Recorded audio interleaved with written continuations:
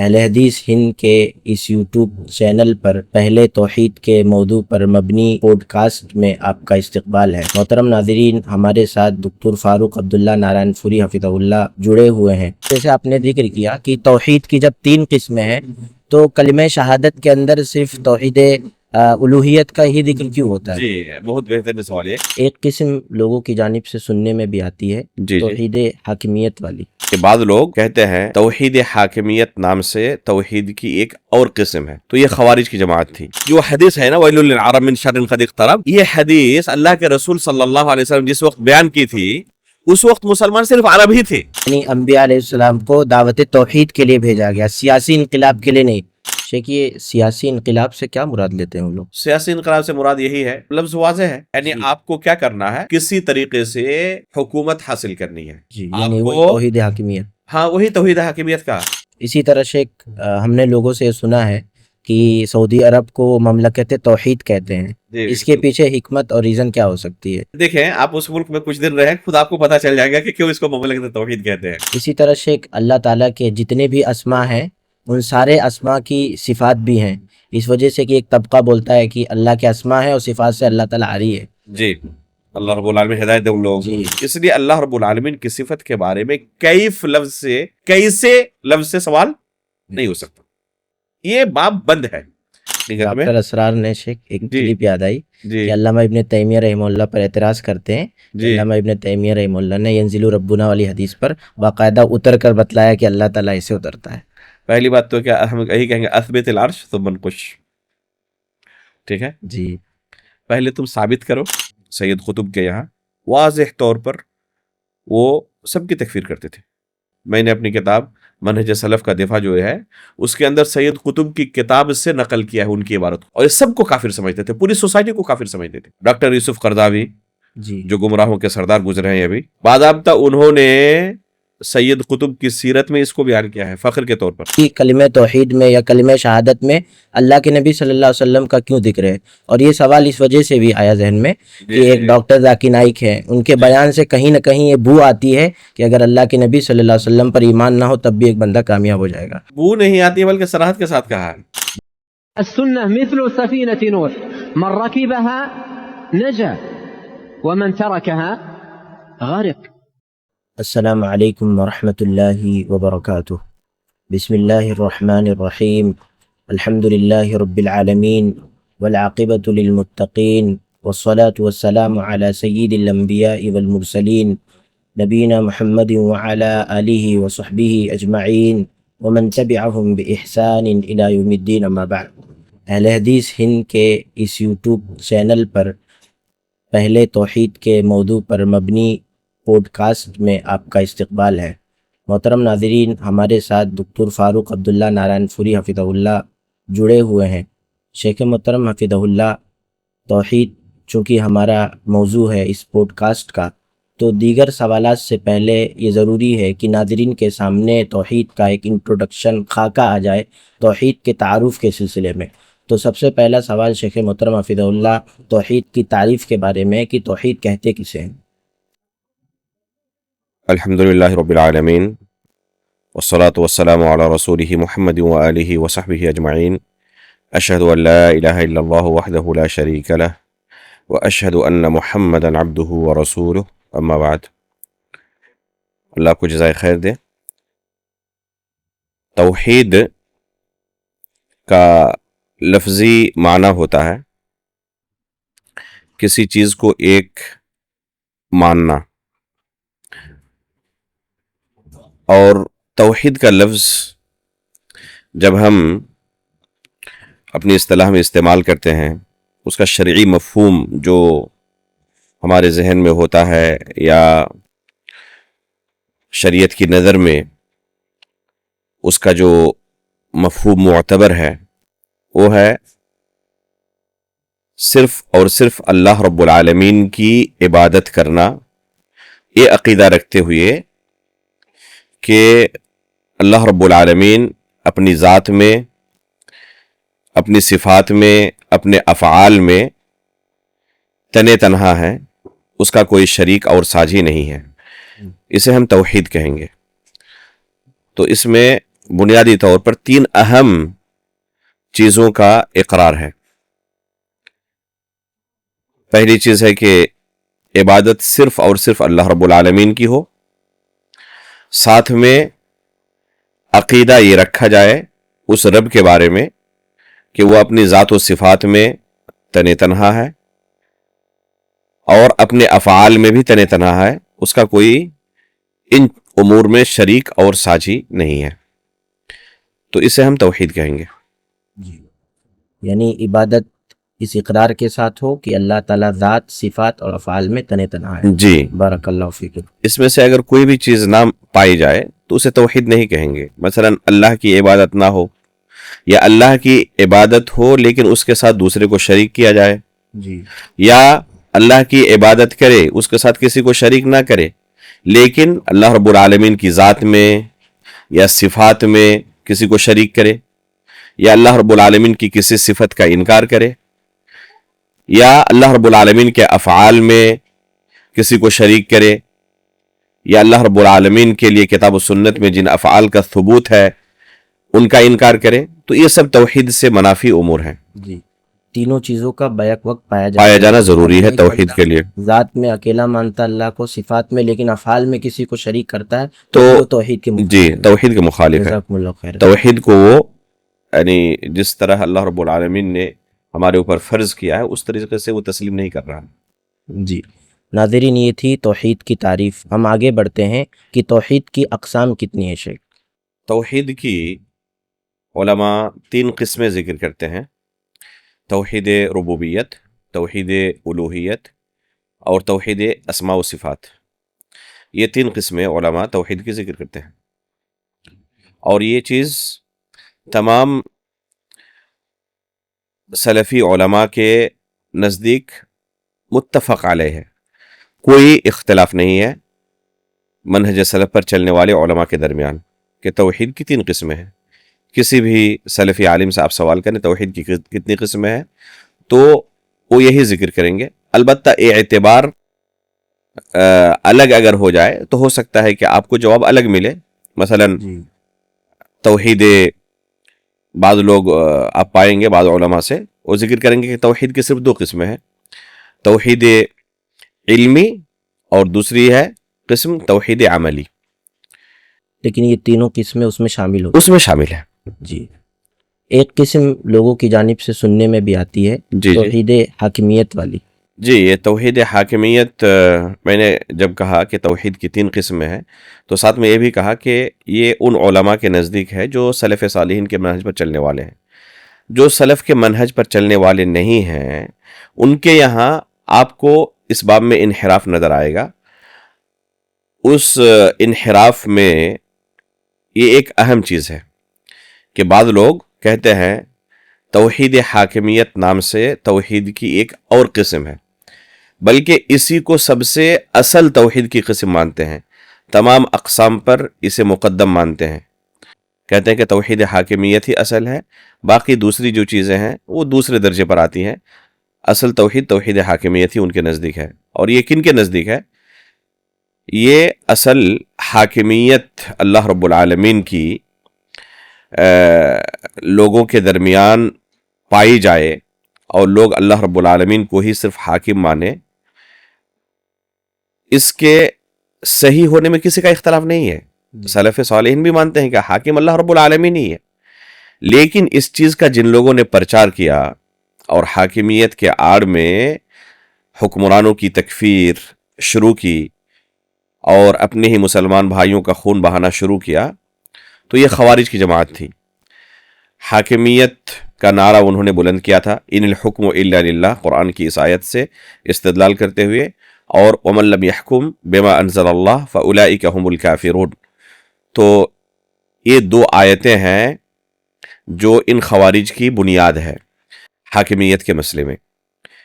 ابن عباس رضی اللہ تعالی عنہ نے اسی زمانے میں، اسی طرح علی بن ابی طالب رضی اللہ تعالی عنہ جب خلیفہ تھے انہی کے زمانے میں خوارج کا ظہور ہوا تھا، تو انہوں نے بھی ان سے کہا تھا کہ ان آیتوں کا وہ مفہوم نہیں ہے، وہ تفسیر صحیح نہیں ہے جو تم مراد لے رہے ہو۔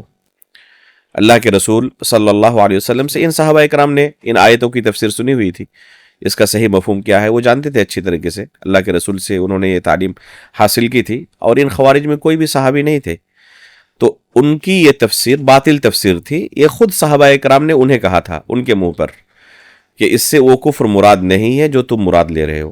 ابن عبد البر رحمہ اللہ نے اس بارے میں تمام سلف کے علماء کا اجماع نقل کیا ہے کہ اس سے وہ کفر مراد نہیں ہے جو یہ خوارج مراد لیتے ہیں۔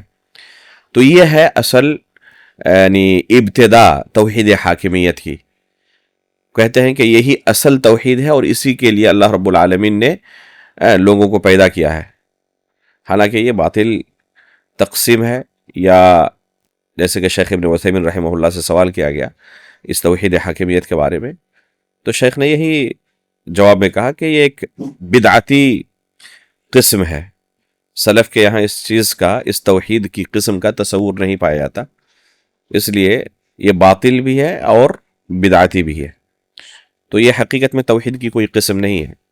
یہ توحید حاکمیت جو وہ ذکر کرتے ہیں نا، جی توحید کی ایک قسم کے طور پر اس کو متعارف کراتے ہیں، یہ توحید ربوبیت کے اندر بھی شامل ہے، توحید الوہیت کے اندر بھی شامل ہے، لیکن اس سے ان کا ایک باطل مفہوم ہوتا ہے توحید حاکمیت بھی ہاں الگ سے وہ مرئی کرتے ہیں اور اسی کو اصل توحید شمار کرانا چاہتے ہیں، اور اصل اس کے پیچھے کیا ہے؟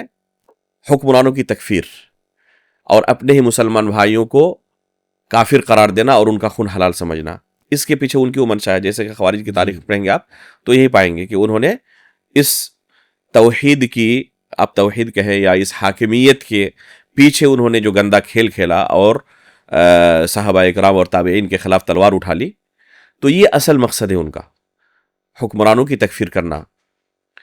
حقیقت میں اگر حاکمیت کہے کہ اللہ رب العالمین ہی حاکم ہے اور اللہ کا حکم ہی چلنے والا ہے، تو اسے کون ایسا مسلمان ہوگا جو تسلیم نہیں کرے گا اسے جی کہ اللہ رب العالمین ہی شریعت نازل کرنے والا ہے، وہی قانون ساز ہے، اللہ رب العالمین کا ہی قانون دنیا میں چلنے والا ہے۔ تو یہ حاکمیت اور اللہ رب العالمین کا حکم اور اللہ کا قانون صرف حکمرانوں کے لیے ہے یا سب کے لیے ہے؟ ہر ایک کے لیے ہے۔ انسان پہلے اللہ کے قانون کو، اللہ کی شریعت کو اپنے نفس پر نافذ کرے، اپنے گھر والوں پر نافذ کرے، اپنے گاؤں والوں پر نافذ کرے، اپنے دوست و احباب پر نافذ کریں، بعد میں آخر میں وہ ملک اور پھر حکمراں آئیں گے۔ جی کسی آیت میں یہ نہیں کہا گیا ہے کہ یہ کیا کہتے ہیں کہ یہ آیت صرف حکمرانوں کے لیے ہے، کسی تفسیر میں نہیں کہا گیا ہے، آیت عام ہے سب کے لیے، ان الحکم الا للہ ومن لم يحکم بما انزل اللہ فاولئک هم الکافرون۔ اس میں حکمرانوں کی بات کہاں سے آ گئی؟ جی یہ تو عام ہے ہر ایک کے لیے نا۔ تو انسان کو چاہیے کہ اپنے نفس پر سب سے پہلے اللہ رب العالمین کی شریعت کو نافذ کرے۔ اگر اپنے نفس پر نافذ نہیں کر رہا ہے تو گویا کہ وہ ان الحکم الا للہ پر پوری طریقے سے عمل نہیں کر رہا، اس کے نفس کے اندر خلل ہے۔ اب وہ خلل کس درجے کا ہے اس حساب سے اس پر حکم لگے گا۔ تو حقیقت میں توحید حاکمیت کوئی الگ سے قسم نہیں ہے۔ ربوبیت کا جب بندہ اقرار کرتا ہے، یعنی اللہ رب العالمین کے افعال میں اللہ رب العالمین کو وحدہ لا شریک سمجھنا، تو اس کے اندر حاکمیت شامل ہے۔ حاکمیت اللہ رب العالمین کے افعال میں سے ہے۔ اللہ رب العالمین نے شریعت نازل کی ہے، قانون نازل کیا ہے، تو اللہ کے افعال میں سے ہی ہے۔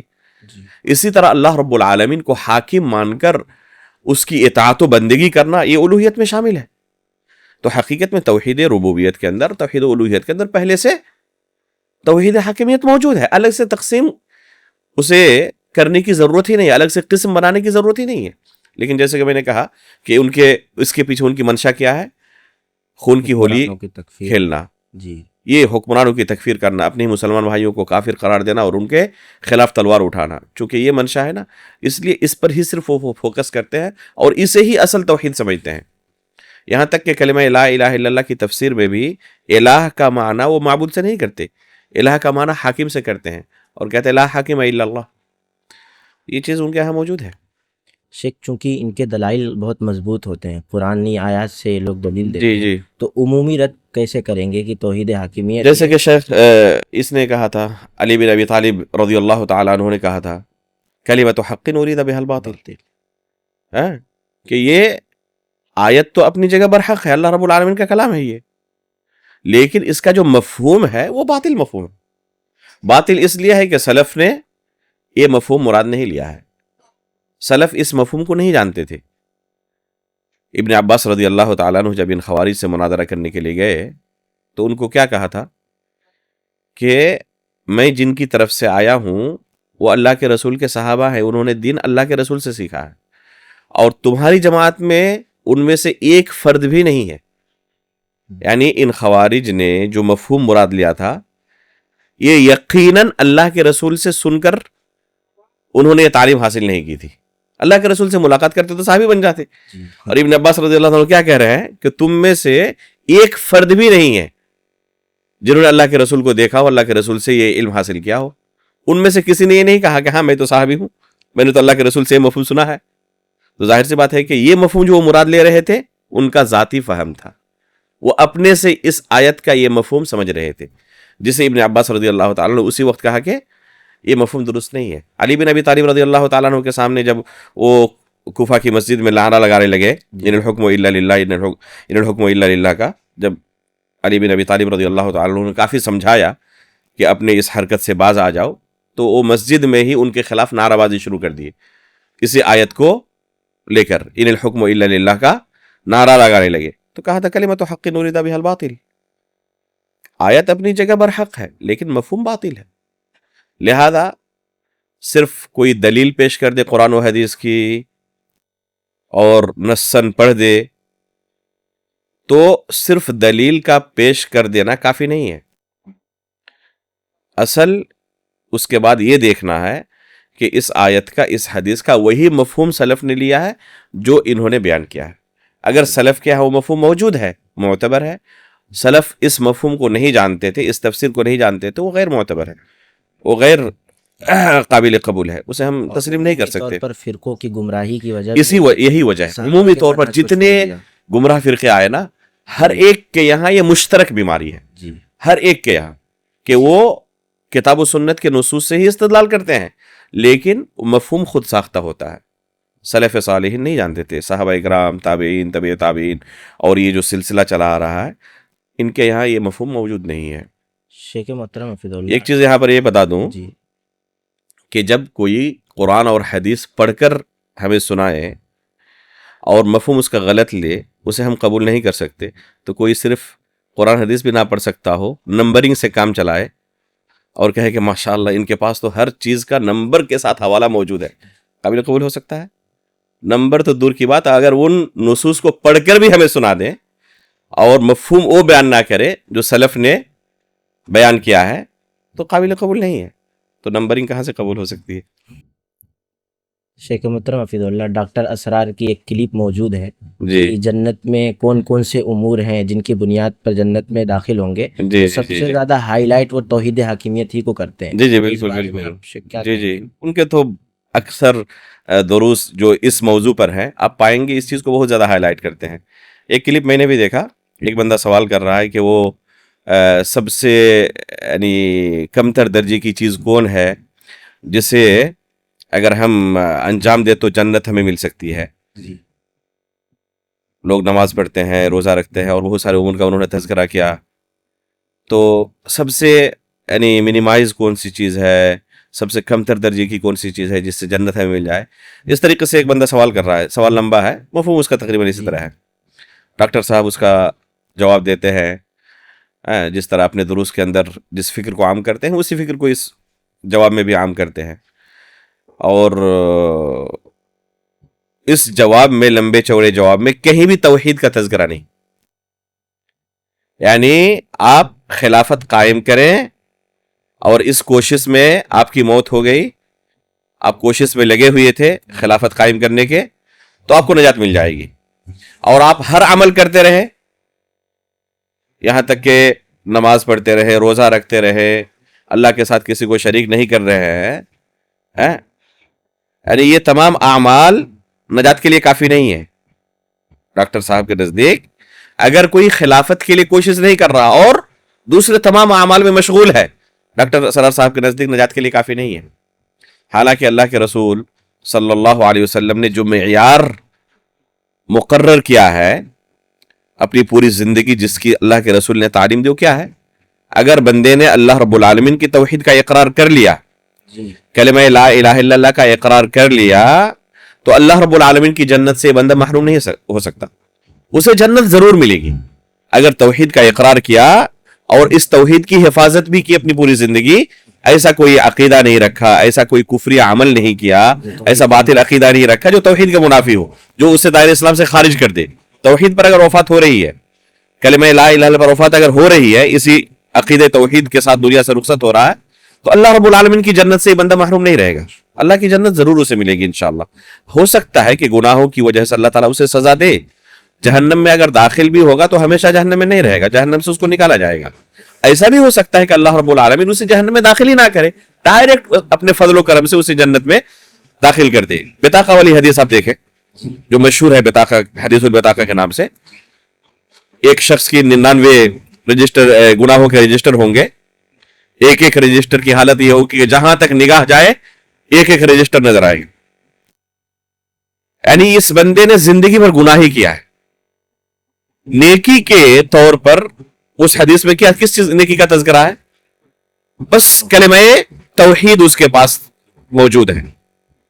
اللہ رب العالمین ایک کارڈ نکالیں گے، بطاقہ، جس میں کیا لکھا ہوگا؟ یہی کلمہ شہادت۔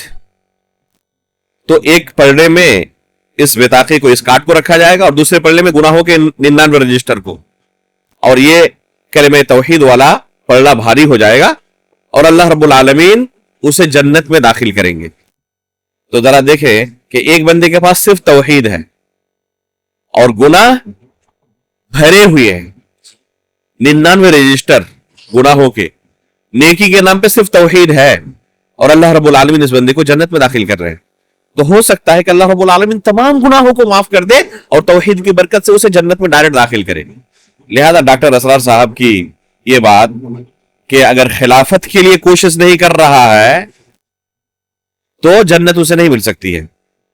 خلافت کے لیے کوشش کرے، باقی امور کے اندر کوتاہی ہو، معفو عنہ ہے، اگر کوشش میں لگا ہوا ہے تو جنت مل جائے گی، لیکن خلافت کے لیے کوشش نہیں ہے تو جنت نہیں ملے گی ان کے نزدیک، پوری زندگی اسی کی تبلیغ کرتے رہے وہ۔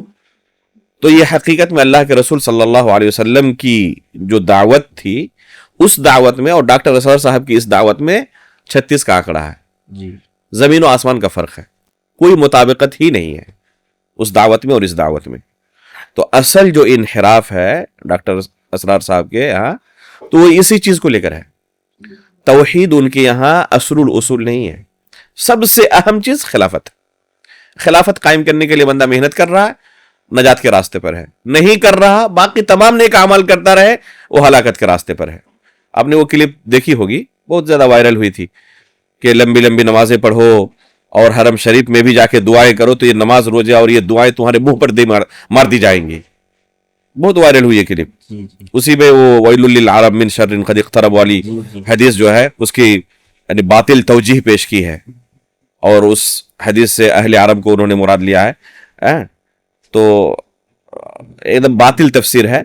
جو صحیح بخاری کے اندر یہ حدیث موجود ہے، صحیح بخاری کی تمام شروحات میں آپ جا کے دیکھیں، کہیں پر آپ کو یہ تفسیر نہیں ملے گی جو ڈاکٹر صاحب بیان کر رہے ہیں۔ اگر اہل عرب کے جو فضائل اللہ کے نبی صلی اللہ علیہ وسلم نے احادیث میں ذکر کی ہے، موجودہ جو عرب ہیں ان میں یہ لوگ نہیں، یہ دوسرے لوگ ہیں، یہ عجمی لوگ ہیں، بارہا ذکر کرتے ہیں۔ ہاں وہ ذکر کرتے رہتے ہیں، وہ ذکر کرتے رہتے ہیں اس چیز کو، لیکن جو حدیث ہے نا ویل للعرب من شر قد اقترب، یہ حدیث اللہ کے رسول صلی اللہ علیہ وسلم جس وقت بیان کی تھی، اس وقت مسلمان صرف عرب ہی تھے، اس وقت عجم کے اندر اسلام پھیلا نہیں تھا۔ تو دوسرے لفظوں میں اللہ کے رسول نے اس حدیث میں کن کو مخاطب کیا ہے؟ مسلمانوں کو مخاطب کیا، یعنی ویل للمسلمین آپ کہہ سکتے ہیں۔ تو یہاں پر ویل للمسلمین کہا گیا ہے گویا کہ دوسرے لفظوں پہ۔ دوسری بات یہ کہ ویل کا معنی جو ہے وہ ہلاکت کے معنی میں نہیں ہے یہاں پہ، اور ڈاکٹر صاحب اس کو ہلاکت کے معنی میں بیان کر رہے ہیں۔ یہ اہل عرب کے یہاں تکیہ کلام تھا جی، اور تعجب کے طور پر اس لفظ کا استعمال بکثرت کرتے تھے، بے شمار احادیث کے اندر بھی موجود ہے۔ ویلک کا لفظ وہ فوراً ان کی زبان میں ہوتا ہے، جیسے کسی کے ساتھ بات چیت کرتے ہیں، سکیلت کا امک جیسے لفظ ہے نا، پیار کے لیے بھی کہتے ہیں، جیسے ہم اپنی زبان میں بھی کہتے ہیں نا کسی کو ارے پگلے، تو یہ بیان کرنا مقصود نہیں ہوتا کہ اس کے پاس عقل نہیں، وہ پاگل ہے اور مجنون ہے، اس کو اسپتال کی ضرورت ہے، یہ بیان کرنا مقصود نہیں ہوتا. پیار کے طور پر اس طرح لفظ کو ہم استعمال کرتے ہیں. اسی طرح کلام عرب میں یہ لفظ استعمال ہوتا ہے، ویل کا لفظ تعجب کے لیے. تو یہاں پر ہلاکت کے معنی میں ہے ہی نہیں یہ لفظ، ورنہ لازم کیا آئے گا کہ اس میں صحابہ کرام بھی داخل ہو جائیں گے ویل کے اندر، نعوذ باللہ من ذالک، جن کے بارے میں اللہ رب العالمین نے جنت کی خوشخبری دی ہے، اور آپ ان کے بارے میں کہہ رہے ہیں کہ وہ بھی جہنمی ہے. نعوذ باللہ من ذالک، کوئی تصور نہیں کر سکتا. تو اس حدیث کا بالکل غلط مفہوم ڈاکٹر صاحب بیان کرتے ہیں. شیخ خلاصہ یہ کہ توحید حاکمیت کی یہ جو تشریح کرتے ہیں یہ ان کی خود ساختہ ہے، بقیہ توحید حاکمیت یہ توحید الوہیت اور اسی طرح توحید ربوبیت وغیرہ میں موجود ہے. جی بالکل، توحید حاکمیت یہ خود ساختہ ہی تقسیم ہم کہیں گے، جی کیونکہ سلف کے یہاں اس کا کوئی تذکرہ نہیں ہے، جی اور شروعات بھی ان کی طرف سے ہوئی ہے. حاکمیت کا نعرہ ان کی طرف سے بلند ہوا ہے جو صحابہ کرام کے مخالف تھے، جن کے ساتھ علی رضی اللہ تعالیٰ عنہ اور صحابہ کرام نے جنگ کی ہے. لہذا اسے خود ساختہ ہی تقسیم کہیں گے. اور جو اصل اللہ رب العالمین کی حاکمیت کو تسلیم کرنا ہے تو یہ کوئی بھی مسلمان اس کا انکار کرنے والا نہیں ہے. اور جب توحید ربوبیت کا کوئی اقرار کرتا ہے، توحید الوہیت کا اقرار کرتا ہے، تو اس میں حاکمیت کا بھی اقرار کرتا ہے. سلف کی تقسیم سے ہٹ کر کے ان کی یہ تقسیم کا اضافہ کرنا مقصد ان کا باطل نظریہ ہی. باطل نظریہ ہی، باطل نظریہ ہے، اس لیے کسی بھی صورت میں اس تقسیم کو جائز ٹھہرانے کی گنجائش نہیں ہے. شیخ شروع میں آپ نے یہ ذکر کیا کہ سلف نے توحید کی 3 قسمیں ذکر کی ہیں اور کچھ لوگ 2 قسمیں بھی ذکر کرتے ہیں، تو یہ 3 قسمیں شامل ہوتی ہیں. تو کیا یہ تقسیم کتاب و سنت کے اندر موجود ہے؟ اس بنیاد پر کہ لوگوں کی جانب سے یہ سننے میں آتا ہے اور یہ مشہور بھی ہے کہ علامہ ابن تیمیہ رحمہ اللہ نے اس تقسیم کی شروعات کی اور اس کے بعد لوگ تقلیداً اس تقسیم کو ذکر کرتے ہیں. جی آپ نے صحیح کہا. بہت سارے لوگوں نے شیخ الاسلام ابن تیمیہ رحمہ اللہ پر اور ان کے شاگرد رشید علامہ ابن قیم رحمہ اللہ پر یہ الزام لگایا ہے کہ توحید کی جو 3 قسم علماء آج ذکر کرتے ہیں یہ ان کی طرف سے شروعات ہوئی ہے، اور تقلیداً یہ سب اسے دہراتے ہیں. تو حقیقت میں یہ شیخ الاسلام ابن تیمیہ رحمہ اللہ کی تقلید میں توحید کی 3 قسمیں بیان کی جاتی ہیں. بلکہ آپ کو میں بتاؤں، کچھ لوگ اس حد تک بھی پہنچ گئے، اس انتہا تک پہنچ گئے، یہ کہنے لگے کہ جس طرح نصارہ کے یہاں تثلیث کا عقیدہ ہے نا، جو بالکل کفری عقیدہ ہے، کہتے ہیں کہ اسی طرح مسلمانوں کے یہاں توحید کی 3 قسم بیان کرنا ہے، یہ تثلیث کی طرح ہے. نعوذ باللہ من ذالک، یعنی اسے وہ کفری عقیدہ شمار کرنا چاہتے ہیں، اور یہ تاثر دینا چاہتے ہیں کہ جب ہم توحید کی 3 قسمیں بیان کریں گے تو گویا کہ ہم 3 اللہ کو مان رہے ہیں. نعوذ باللہ من ذالک. استاد محترم شیخ عبد الرزاق البدر حفظہ اللہ نے اس باطل نظریے کی تردید کے لیے ایک مستقل کتاب لکھی ہے، القول السدید فی الرد علی من انکر تقسیم التوحید. تو شیخ نے اس کتاب میں، وہ تقریباً 100 صفحے سے زائد کی کتاب ہے، مفصل کتاب ہے، تقریباً شاید 150 صفحے کی کتاب ہوگی. تو اس کتاب میں شیخ نے بالتفصیل ذکر کیا ہے کہ یہ تہمت بالکل باطل ہے. شیخ الاسلام ابن تیمیہ رحمہ اللہ کی طرف سے یہ ایجاد نہیں ہے، بلکہ ان سے کافی پہلے سلف کے یہاں یہ چیز معروف تھی. بلکہ آپ پائیں گے ابن بطہ کے یہاں، اسی طرح ابن جریر الطبری کے یہاں، ابن مندہ کے یہاں، یہ ہمارے اسلاف ہیں جو بہت پہلے، زمانہ پہلے گزر چکے ہیں، آج سے 1000 سال، 1100 سال، 1200 سال پہلے جو دنیا سے گزر چکے ہیں، ان کے یہاں آپ پائیں گے وہ ذکر کرتے ہیں توحید کی 3 قسموں کا. تو یہ شیخ الاسلام ابن تیمیہ رحمہ اللہ کی طرف سے ایجاد کردہ نہیں ہے.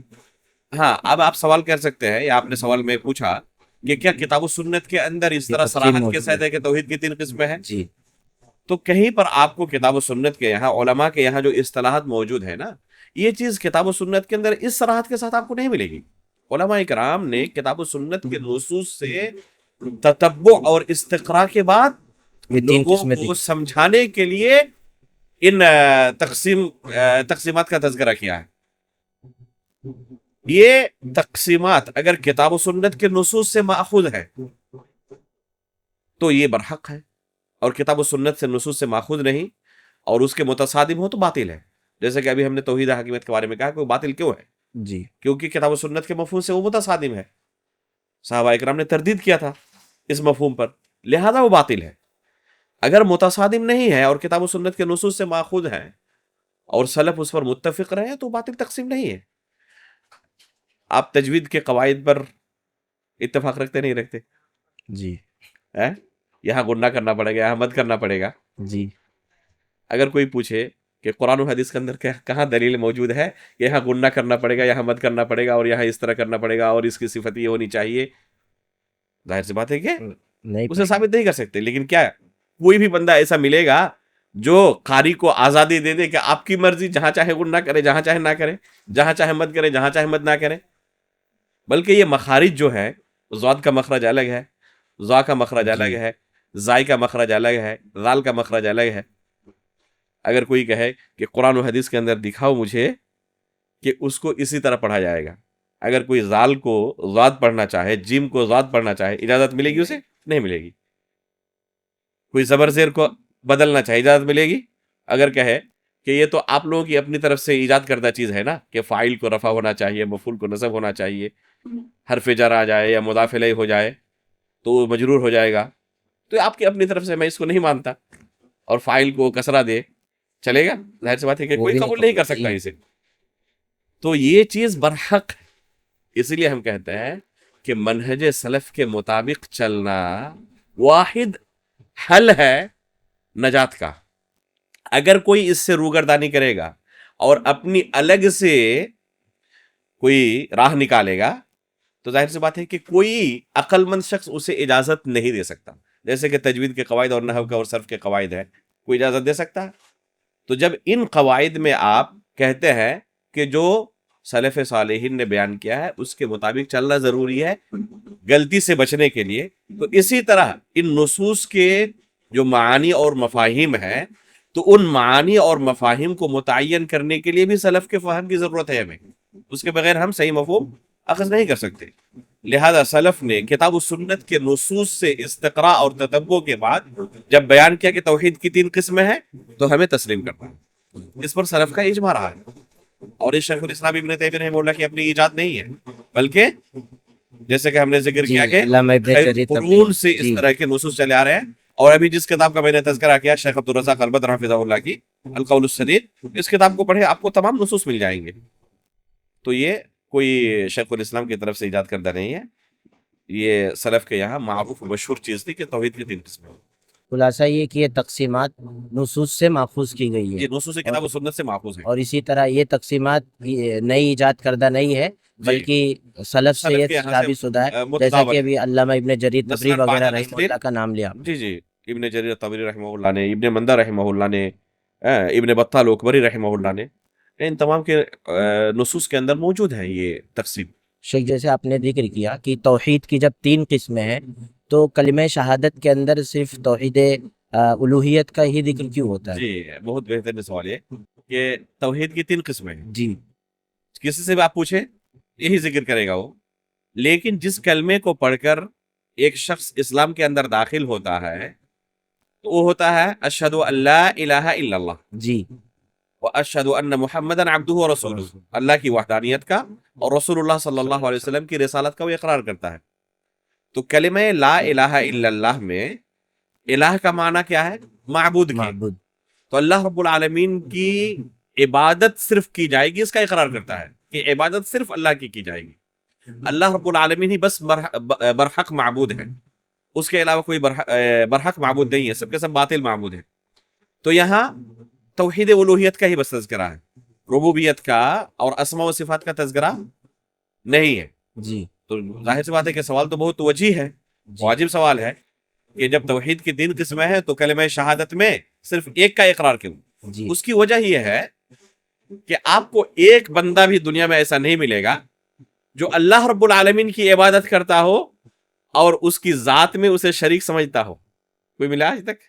نہیں، جو اللہ رب العالمین کو اپنا رب نہ مانتا ہو لیکن اللہ کی خالص عبادت کرتا ہو۔ اس کے برعکس ہمیں بے شمار ملتے ہیں، آپ اس سے پوچھیں کہ خالق تمہارا کون ہے، کہے گا اللہ ہے، دنیا کون چلا رہا ہے، اللہ ہے، رزق کون دیتا ہے، اللہ ہے، اوپر والا کہتا ہے یا اللہ کہتا ہے۔ یہاں تک کہ مشرکین کے بارے میں آپ قرآن میں پڑھیں، اللہ رب العالمین نے ذکر کیا ہے، تو اس سے اگر پوچھو گے تمہیں کس نے پیدا کیا؟ تو وہ کہیں گے لا یقولون اللہ. تو مشرکین توحید ربوبیت کا اقرار کرتے تھے. تو یہ چیز تو موجود ہے کہ اللہ کی ربوبیت کا اقرار کرتے ہیں. اصل جو مطلوب ہے لوگوں سے اور جس میں انحراف پایا جاتا ہے وہ توحید الوہیت ہی ہے. اسی لیے بہت سارے علماء توحید کی تعریف میں صرف کیا کہتے ہیں؟ ایک اللہ کی عبادت کرنا، دوسرے اقسام کا تذکرہ نہیں کرتے. وجہ کیا ہے؟ کیونکہ وہ اپنے آپ داخل ہو جاتی ہیں. یہ ممکن ہی نہیں کہ کوئی خالص اللہ کی عبادت کرے، اس کے ساتھ کسی کو شریک نہ کرے اور وہ اس رب کو اپنا رب نہ مانتا ہو. یہ ممکن ہے؟ ناممکن ہے. یہ پھر شیخ ایسے لوگ دعوے بھی کرتے ہیں، اصل چونکہ اختلاف اسی میں ہے اس لیے اس کو تذکرہ کیا تھا. جی پھر شیخ یہ لوگ جو دعوے کرتے ہیں کہ ہم خالص اللہ کی عبادت کرتے ہیں، جبکہ توحید اسماء و صفات میں پھر وہ لوگ گمراہ کیوں جاتے ہیں؟ جی یہ چیز موجود ہے. میں ایک چیز اور بتاؤں آپ کو.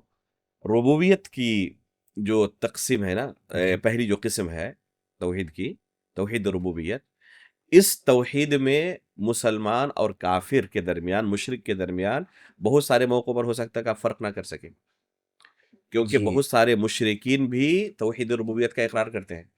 جیسے کہ قرآن کے اندر متعدد آیت میں اللہ رب العالمین نے ذکر کیا ہے مشرکین مکہ کے بارے میں. تو اصل تفریق مسلمان اور مشرک کے درمیان کس توحید میں ہوتی ہے؟ الوہیت. توحید الوہیت میں.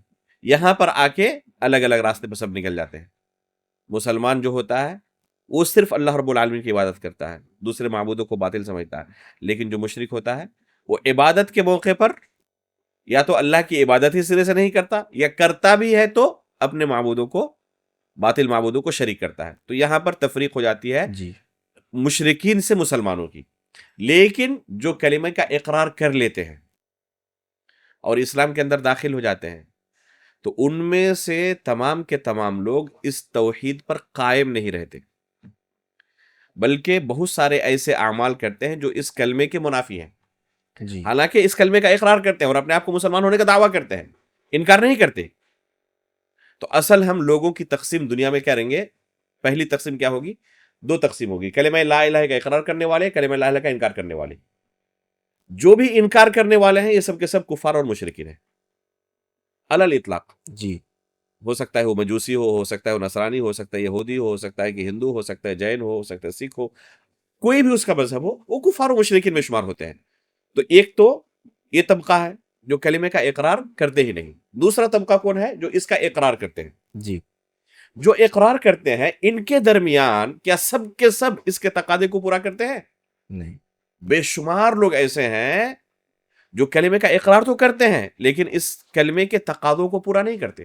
جی جیسے کہ صحابہ اکرام کے زمانے میں علی رضی اللہ تعالیٰ عنہ کے دور خلافت میں کچھ لوگ جو اپنے آپ کو مسلمان کہتے تھے، کلمے کا اقرار کرتے تھے، علی رضی اللہ تعالیٰ عنہ کے سامنے سجدے میں گر پڑے.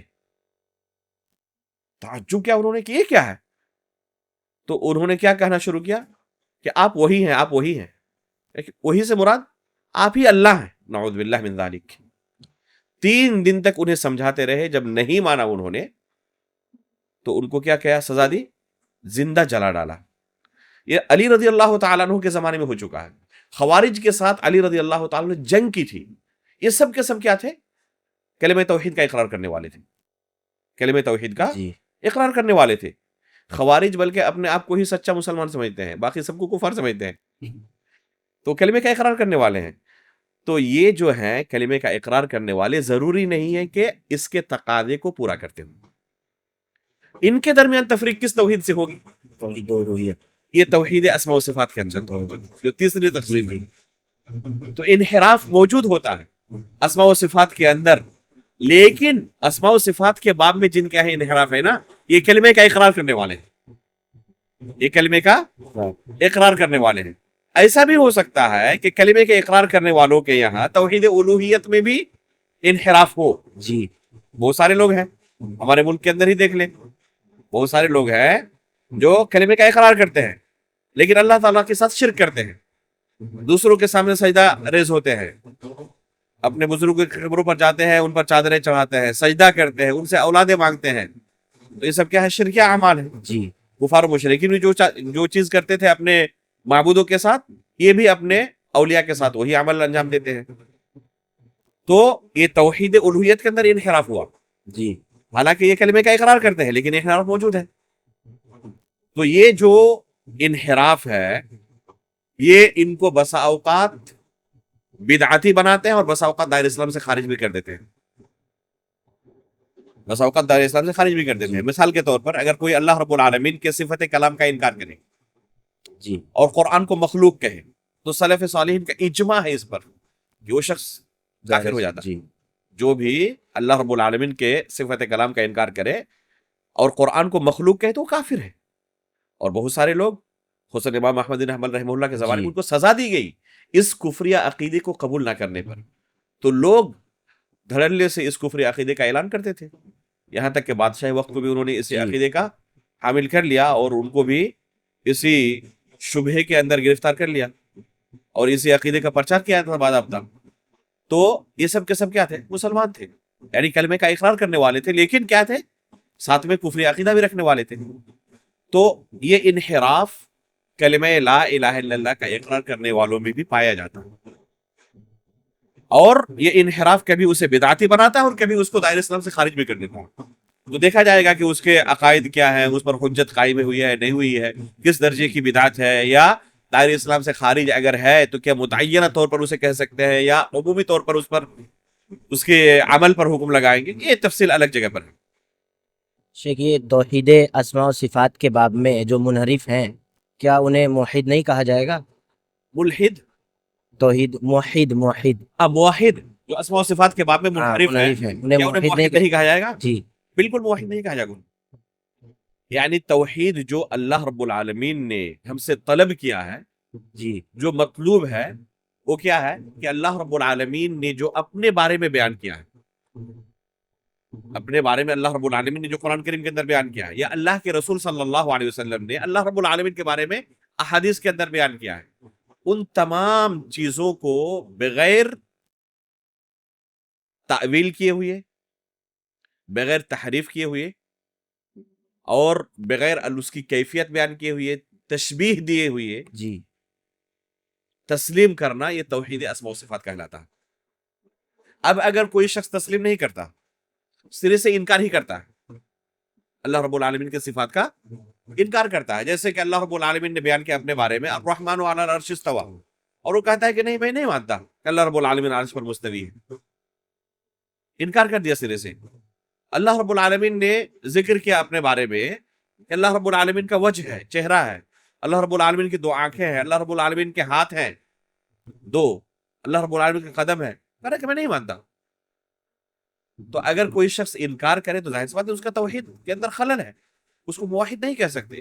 اگر کوئی شخص اللہ رب العالمین کی صفات کا انکار کرتا ہے، اللہ رب العالمین کے اسماء کا انکار کرتا ہے، یا انکار نہیں کرتا بلکہ اللہ کے ساتھ دوسرے کو شریک کرتا ہے، یا اللہ کے ساتھ مخلوق کو تشبیہ دیتا ہے، جیسے بہت سارے لوگ آپ دیکھیں گے کہتے ہوئے اللہ کے رسول صلی اللہ علیہ وسلم کے بارے میں کہ اللہ کے رسول بھی علم غیب جانتے تھے، جی تو یہ اللہ رب العالمین کی صفت میں بندے کو شریک کرنا ہوا۔ بہت سارے لوگ اپنے اولیاء کے بارے میں عقیدہ رکھتے ہیں کہ وہ بھی ہمیں اولاد دے سکتے ہیں، جی حالانکہ یہب لمن یشاء اناثا ویہب لمن یشاء الذکور اللہ رب العالمین کی صفت ہے، الوہاب اللہ رب العالمین ہے۔ تو اگر اس صفت میں اللہ رب العالمین کے ساتھ دوسرے کو شریک کر رہا ہے تو موحد نہیں ہے، اس کے توحید کے اندر خلل ہے۔ موحد نہیں ہے کہنے کا معنی یہ ہے کہ عمومی طور پر ہم کہہ رہے ہیں کہ جو اللہ رب العالمین کے صفات میں یا اسماء میں انحراف کا شکار ہو تو وہ شخص موحد نہیں ہے، یہ عمومی حکم ہے۔ اگر وہ کلمے کا اقرار کر رہا ہے اور انحراف کا شکار ہے تو بالتعین اس پر کفر کا فتویٰ لگانا، تو یہ اس کے اصول اور ضوابط ہیں، شروط ہیں، اس کے موانع ہیں، ان تمام چیزوں کو دیکھنے کے بعد بالتعین کسی پر حکم لگایا جا سکتا ہے، اور یہ کام ہے علماء راسخین کا، بالتعین کسی پر حکم لگانے کا۔ عام لوگوں کے ہاتھ میں یہ نہیں ہے اور طلبہ علم کے ہاتھ میں بھی یہ نہیں ہے، جی تو ہم ضرور کہیں گے ہاں منحرف ہے، توحید کے اندر کیا ہے؟ منحرف ہے، واحد نہیں ہے۔ اگر توحید کے اندر یعنی توحید اسماء و صفات کے باب میں اگر کوئی شخص منحرف ہے تو موحد نہیں ہے، یہ عمومی حکم ہے، ہمارا خصوصی حکم نہیں ہے، اس کو ہم کافر متعینہ طور پر نہیں کہہ رہے ہیں۔ جی شیخ یہ عمومی طور پر توحید کی جب بات کی جاتی ہے تو عمومی جو ادلہ ہیں وہ توحید الوہیت ہی کے سلسلے میں، جیسے مرتے وقت یہ کہا گیا کہ جو لا الہ الا اللہ کا اعتراف کر لے گا وہ جنت میں داخل ہوگا. تو اگرچہ اس میں توحید الوہیت کا ذکر ہے لیکن توحید کی جو بقیہ اقسام ہیں وہ بھی شامل ہے. اس وجہ سے کہ آپ نے ذکر کیا کہ اگر ایک بندہ توحید اسماء و صفات کے باب میں گمراہ ہے تو اسے موحد نہیں کہیں گے اس بنیاد پر کہ توحید کی تینوں قسموں میں سے ایک قسم کے بارے میں کر رہا ہے، انکار کر رہا انحراف کا شکار ہے اس کو. جی بالکل. شیخ حافظ اللہ تعالیٰ نے انبیاء علیہ السلام کو کس مقصد کی تکمیل کے لیے بھیجا اور دعوت توحید کے بارے میں ان کا کیا کردار تھا؟ خود اللہ رب العالمین نے قرآن کریم کے اندر بیان کر دیا ہے کہ اللہ رب العالمین نے کس مقصد کے لیے بھیجا تھا انبیاء کرام کو. وَلَقَدْ بَعَثْنَا فی فِي كُلِّ أُمَّةٍ رَسُولًا ان اعبدوا اللہ واجتنبوا الطاغوت. صاف لفظوں میں اللہ تعالیٰ نے بیان کر دیا ہے کہ انبیاء کرام کو اللہ رب العالمین نے دعوت توحید کے ساتھ بھیجا تھا. ایک اللہ کی عبادت کرو اور طاغوت سے اجتناب کرو. یہی کلمہ لا الہ الا اللہ کا معنی ہے. لا الہ الا اللہ، اللہ رب العالمین کے سوا کوئی برحق معبود نہیں ہے، اس کے علاوہ جتنے بھی معبود ہیں سب کے سب باطل ہیں. تو اسی چیز کا اقرار کرتا ہے بندہ، اعبدوا اللہ واجتنبوا الطاغوت. اور اسی دعوت کے ساتھ انبیاء کرام کو اللہ رب العالمین نے تمام انبیاء کو بھیجا. وَلَقَدْ بَعَثْنَا فِي كُلِّ أُمَّةٍ. تو تمام انبیاء کی دعوت یہی دعوت توحید تھی. صاف لفظوں میں اللہ تعالیٰ نے بیان کر دیا. یعنی انبیاء علیہ السلام کو دعوت توحید کے لیے بھیجا گیا، سیاسی انقلاب کے لیے نہیں، جیسا کہ بعض لوگ ذکر کرتے ہیں. جی مولانا مودودی نے بہت ہی زور و شور کے ساتھ اس کو ثابت کرنے کی کوشش کی ہے. جی اور کہا ہے کہ تمام انبیاء کی بعثت کا اصل مقصد سیاسی انقلاب لانا تھا، بلکہ انبیاء اکرام کے بارے میں انہوں نے یعنی ایسا الزام لگایا ہے کہ اسے بیان کرنے سے بھی کسی انسان کا دل کانپ جائے. جی ذکر کیا ہے کہ جس مقصد کے لیے انبیاء اکرام کو بھیجا گیا تھا اس میں سے اکثر و بیشتر انبیاء کامیاب نہیں ہو سکے، نعوذ باللہ من ذالک، بلکہ چند گنتی کے انبیاء اکرام ہیں جنہوں نے اس میں کامیابی حاصل کی. کچھ لوگ راستے میں رہے، اسی کوشش میں لگے رہے سیاسی انقلاب میں. جی کچھ ہلکی پھلکی کامیابی ملی، کسی نے زمین ہموار کی، اور اللہ کے رسول صلی اللہ علیہ وسلم انتہا تک پہنچے، کامیابی حاصل کی اور ایک نبی کا تذکرہ کیا. جی باقی انبیاء اکرام کیا ہوئے؟ جس مقصد کے لیے بھیجا گیا تھا سیاسی انقلاب کے لیے، سیاسی انقلاب نہیں لا سکے، نعوذ باللہ من ذالک. تو یہ انبیاء کی سیرت کے اوپر بہت بڑا الزام ہے، بہت بڑی تہمت ہے، اور حقیقت میں کوئی اس تہمت کی گہرائی تک پہنچے تو کبھی بھی اسے قبول نہیں کر سکتا انبیاء اکرام کے بارے میں، کہ کوئی یہ کہے کہ اللہ رب العالمین نے جس مقصد کے لیے انہیں بھیجا تھا اس میں ناکام رہ گئے، نعوذ باللہ من ذالک. ایمان بالرسول کے تقاضوں میں سے یہ ہے کہ ایک بندہ اس بات پر ایمان لائے کہ اللہ رب العالمین نے انبیاء اکرام کو جس دعوت کے ساتھ بھیجا تھا، جو ذمہ داری انہیں دی تھی، اس ذمہ داری کو کما حقہ انہوں نے ادا کر دیا ہے. لوگوں تک اللہ کی شریعت کو اسی طرح پہنچا دیا ہے جس طریقے سے اللہ رب العالمین نے انہیں دی تھی. اپنی ڈیوٹی انہوں نے کما حقہ ادا کر دی ہے، ذرہ برابر اس میں کوئی کوتاہی نہیں کی ہے، اس کے اندر کوئی حذف و اضافہ نہیں کیا ہے. تو انبیاء اکرام اپنی جگہ پر کامیاب رہے. جی شیخ، یہ سیاسی انقلاب سے کیا مراد لیتے ہیں وہ لوگ؟ سیاسی انقلاب سے مراد یہی ہے، لفظ واضح ہے، یعنی آپ کو کیا کرنا ہے، کسی طریقے سے حکومت حاصل کرنی ہے. جی یعنی وہ توحید حاکمیت. ہاں وہی توحید حاکمیت کا. اس لیے کیا کہتے ہیں کہ خوارج نے علی رضی اللہ تعالیٰ عنہ کے زمانے میں جو نعرہ بلند کیا تھا نا، آج کے دور میں جماعت اسلامی والے اسی کو پروموٹ کر رہے ہیں. اسی لیے خوارج قدیم اور خوارج جدید کہا جاتا ہے. وہ قدیم خوارج تھے اور یہ آج کے جدید دور کے خوارج ہیں. تو وہی فکر ہے جو جماعت اسلامی والے کیا کر رہے ہیں، پروموٹ کر رہے ہیں. فکر وہی ہے، فکر پرانی ہے، فکر کوئی نئی نہیں ہے. جی خوارج نے علی رضی اللہ تعالیٰ کے زمانے سے اس کو ڈھویا ہوا ہے اپنے سر پر، اور آج اسی لقمے کو یہ کیا کرتے ہیں، چباتے ہیں، اور اس چبائے ہوئے لقمے کو لوگوں کے سامنے پیش کرتے ہیں. تو یہ حقیقت میں کوئی نئی فکر نہیں ہے، بہت پرانی فکر ہے، اور اس کی خباثت ہم دیکھ چکے ہیں تاریخ کے اندر کہ کس قدر انہوں نے مسلمانوں کا خون بہایا، اور کس قدر اللہ کے رسول صلی اللہ علیہ وسلم نے ان کی مذمت بیان کی ہے. اگر میں اللہ کے رسول صلی اللہ علیہ وسلم نے کیا بیان کیا کہ اگر میں ان کو پا لیا تو کیا کروں گا؟ لاقتلنہم قتل عاد و ثمود، جی کہ جو لوگ مسلمانوں کا اس طرح خون بہائیں گے اور اس طرح مسلمانوں کی تکفیر کریں گے، حالانکہ ان کی صفت اللہ کے رسول نے کیا بیان کی تھی کہ تم اپنی عبادت کو ان کے سامنے حقیر سمجھو گے، وہ قرآن تو پڑھیں گے لیکن ان کے حلق سے نیچے نہیں اترے گا، جی دین سے اسی طرح نکل جائیں گے جس طرح کے تیر کمان سے نکل جاتا ہے۔ تو خوارج کی بہت ساری صفات اللہ کے رسول نے بیان کی ہے، تو ان کے بارے میں کیا کہا کہ اگر میں ان کو پا لیا تو عاد و ثمود کی طرح قتل کروں گا۔ تو یہ مذمت ان کی بہت زیادہ بیان ہوئی ہے۔ یہ فکر بہت ہی خطرناک فکر ہے جو اپنے ہی مسلمان بھائیوں کو دین سے خارج سمجھتی ہے اور سب کو کافر سمجھتی ہے۔ تو یہ فکر افسوس کی بات ہے کہ جماعت اسلامی کے یہاں موجود ہے، اور اسی وجہ سے آپ پائیں گے سید قطب کے یہاں واضح طور پر وہ سب کی تکفیر کرتے تھے، جمعہ کی نماز کے لیے حاضر نہیں ہوتے تھے، جماعت کے ساتھ نماز نہیں پڑھتے تھے، اچھا اس لیے کہ امام صاحب بھی کافر، مؤذن بھی کافر، وہ مؤذن جو اذان دیتے اشہد ان لا الہ الا اللہ و اشہد ان محمدن رسول اللہ کہہ کر لوگوں کو بلا رہا ہے نماز کے لیے۔ وہ بھی کافی ایک شخص مسلمان اگر بننا چاہے، اسلام کے اندر داخل ہونا چاہے، تو کیسے اسلام کے اندر داخل ہوگا؟ اسی کلمے کو پڑھ کر نا، مؤذن جو اذان میں کہہ رہا ہے اسی کلمے کو پڑھ کر ایک شخص اسلام میں داخل ہوگا۔ اور سید قطب اس کو بھی کیا کہہ رہے ہیں کہ یہ مؤذن بھی کافر، اس لیے نہیں جاتے تھے۔ سید قطب کی کتاب میں تفصیل کے ساتھ یہ چیزیں موجود ہیں۔ میں نے اپنی کتاب منہج سلف کا دفاع جو ہے اس کے اندر سید قطب کی کتاب سے نقل کیا ہے ان کی عبارت کو، اور یہ سب کو کافر سمجھتے تھے، پوری سوسائٹی کو کافر سمجھتے تھے۔ ڈاکٹر یوسف قرضاوی جی جو گمراہوں کے سردار گزرے ہیں ابھی، باضابطہ انہوں نے سید قطب کی سیرت میں اس کو بیان کیا ہے فخر کے طور پر۔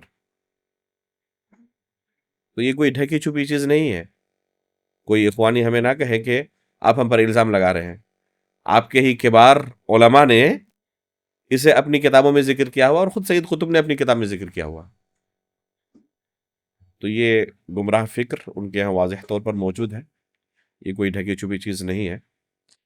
شیخ، یہ توحید کے جو مخالفین ہیں ان کا مسئلہ سب سے زیادہ علامہ محمد بن عبد الوہاب رحمہ اللہ سے ہوتا ہے، اسی بنیاد پر وہ ایک طبقے کو وہابی بھی کہتے ہیں۔ تو جی، ان کا توحید کے باب میں ایسا کون سا کردار تھا جس کی بنیاد پر یہ لوگ سب سے زیادہ انہی سے مسئلہ کریٹ کرتے ہیں؟ جزاک اللہ خیرہ۔ حقیقت میں بہترین یہ سوال ہے۔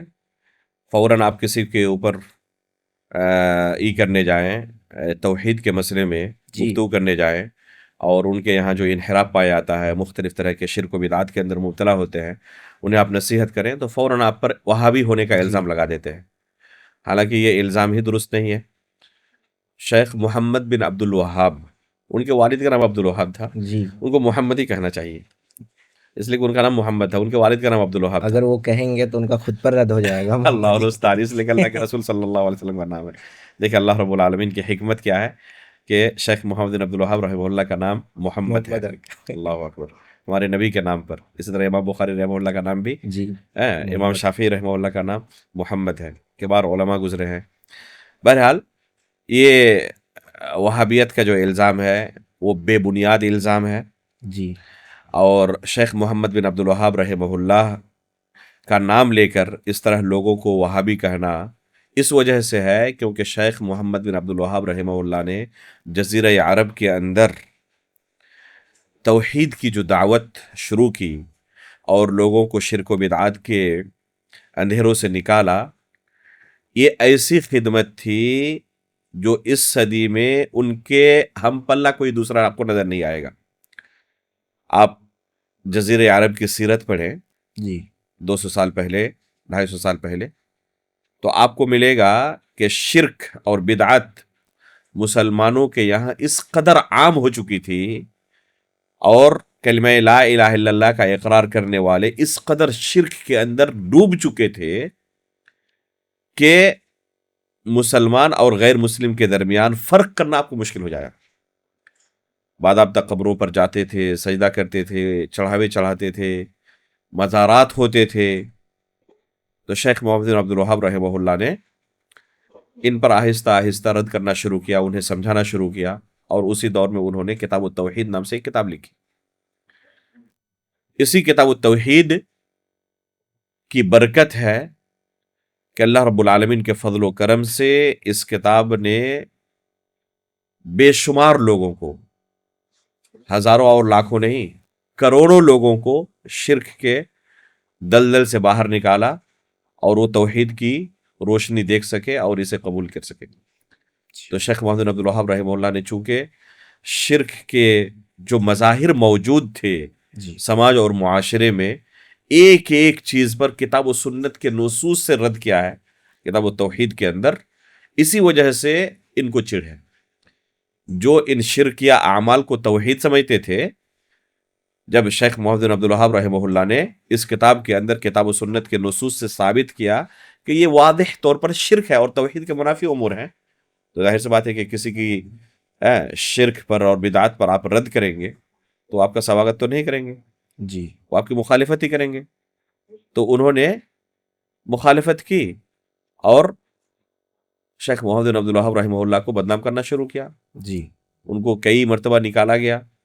جب انہوں نے یہ کتاب لکھی تھی کتاب التوحید، وہ بصرہ کے علاقے میں تھے، جی اور پھر وہاں سے ان کو نکال دیا گیا تھا۔ گھر والوں نے بھی مخالفت شروع کی۔ میرا ایک درس ہے شیخ محمد بن عبد الوہاب رحمہ اللہ کی سیرت پر، تقریباً 1 گھنٹے کا، اس میں نے تفصیل کے ساتھ ذکر کیا ہے کہ کیسے انہوں نے اپنی دعوت پھیلائی اور کس طرح سے مخالفت ہوئی لوگوں کی طرف سے۔ تو یہ وجہ ہے لوگوں کو جو توحید کی دعوت دیتے ہیں ان کو وہابی کہنے کا، اور شیخ محمد بن عبد الوہاب رحمہ اللہ کی ان کا یہ کردار ہے توحید کی دعوت پھیلانے میں۔ انہوں نے یہ کتاب لکھی اور اس کتاب کو یعنی حد سے زیادہ اللہ رب العالمین نے قبولیت عطا کی۔ قرآن کریم کی تفسیر کے بعد اور صحیح بخاری کی شروحات کے بعد آپ کو شاید کوئی دوسری کتاب دنیا میں ایسی نہیں ملے گی جس کے اوپر علماء نے اس قدر خدمت کی ہو جس طرح کتاب التوحید کی خدمت کی ہے۔ اس کی شروحات آج مارکیٹ میں اس قدر موجود ہے کہ کسی بھی دوسری کتاب کا آپ موازنہ تک نہیں کر سکتے سوائے قرآن کریم اور صحیح بخاری کے۔ یہ ان کے اخلاص کی برکت تھی، ان کے اخلاص کی برکت ہے۔ جی حالانکہ کتاب ایک دم بالکل سادہ انداز میں ہے، اس میں کیا ہے، باب ہے، جی اس کے بعد قرآن کی آیت ہوگی، حدیث ہوگی یا سلف کے بعد آثار ہوں گے، اور 2-4 سطر میں ان نصوص سے کیا ہم سمجھتے ہیں، آسان الفاظ میں انہوں نے بیان کر دیا ہے کہ یہ تمام کتاب و سنت کے نصوص اس بات پر دلالت کرتے ہیں۔ انہوں نے جب اپنی دعوت شروع کی نا، ہمارے ایک استاد بتا رہے تھے کہ جب جاتے تو ایک شرک کا اڈا تھا، لوگ اسی سے اپنی مرادیں مانگتے تھے۔ تو شیخ شروع میں جب وہاں سے گزرتے تو کس طریقے سے لوگوں کو حکمت کے ساتھ انہوں نے توحید کی طرف بلایا۔ ان کے سامنے صرف ایک جملہ کہتے، اللہ خیر من ھذا، بس، اور کچھ نہیں۔ کوئی ایسا ہوگا جو اپنے آپ کو مسلمان بھی کہتا ہو وہ اس کا انکار کر دے؟ صرف کہتے اللہ خیر من ھذا، جن سے تم مانگ رہے ہو نا اللہ رب العالمین ان سے بہتر ہے، تو ان سے نہ مانگ کر اللہ رب العالمین سے مانگو۔ تو جب بار بار یہ جملہ ان کے سامنے دہرانے لگے تو ان کو ذرا ہی ہوا کہ بار بار اس چیز کو ہمارے سامنے کیوں کہتے ہیں۔ تب انہیں سمجھ میں آیا کہ توحید کا تقاضا کیا ہے، کہ جب ہم مانتے ہیں کہ اللہ رب العالمین بہتر ہے تو بہتر کو چھوڑ کر، افضل کو چھوڑ کر مفضول کے پیچھے کیوں پڑے ہوئے ہیں؟ جو چیز ان سے مانگ رہے ہیں وہی چیز اللہ سے مانگ لیں۔ تو اس طریقے سے لوگوں کو انہوں نے سوچنے پر مجبور کیا اور حکمت کے ساتھ اپنی دعوت پھیلائی، اور اللہ رب العالمین نے اخلاص کی برکت دی اور لوگوں تک یہ دعوت پہنچی، اور آج بھی الحمدللہ گھر گھر میں یہ کتاب موجود ہے اور اس کا اثر ہم دنیا میں کونے کونے میں دیکھ رہے ہیں۔ ایک واقعہ ذکر کروں، جی ہندوستان کے ہی ایک عالم دین کا، وہ اپنے درس میں جب ختم کرتے، بہت بڑے عالم دین ہیں، اپنا درس ختم کرتے تو دعائیہ کلمات میں شیخ محمد بن عبد الوہاب رحمہ اللہ پر لعنت اور بد دعا ضرور کرتے۔ یہی ان کو سنایا گیا تھا کہ وہ تکفیری ہیں اور مسلمانوں کو کافر قرار دیتے ہیں اور توحید کے خلاف ہیں، اسی کو توحید سمجھ رہے تھے، شرک کو۔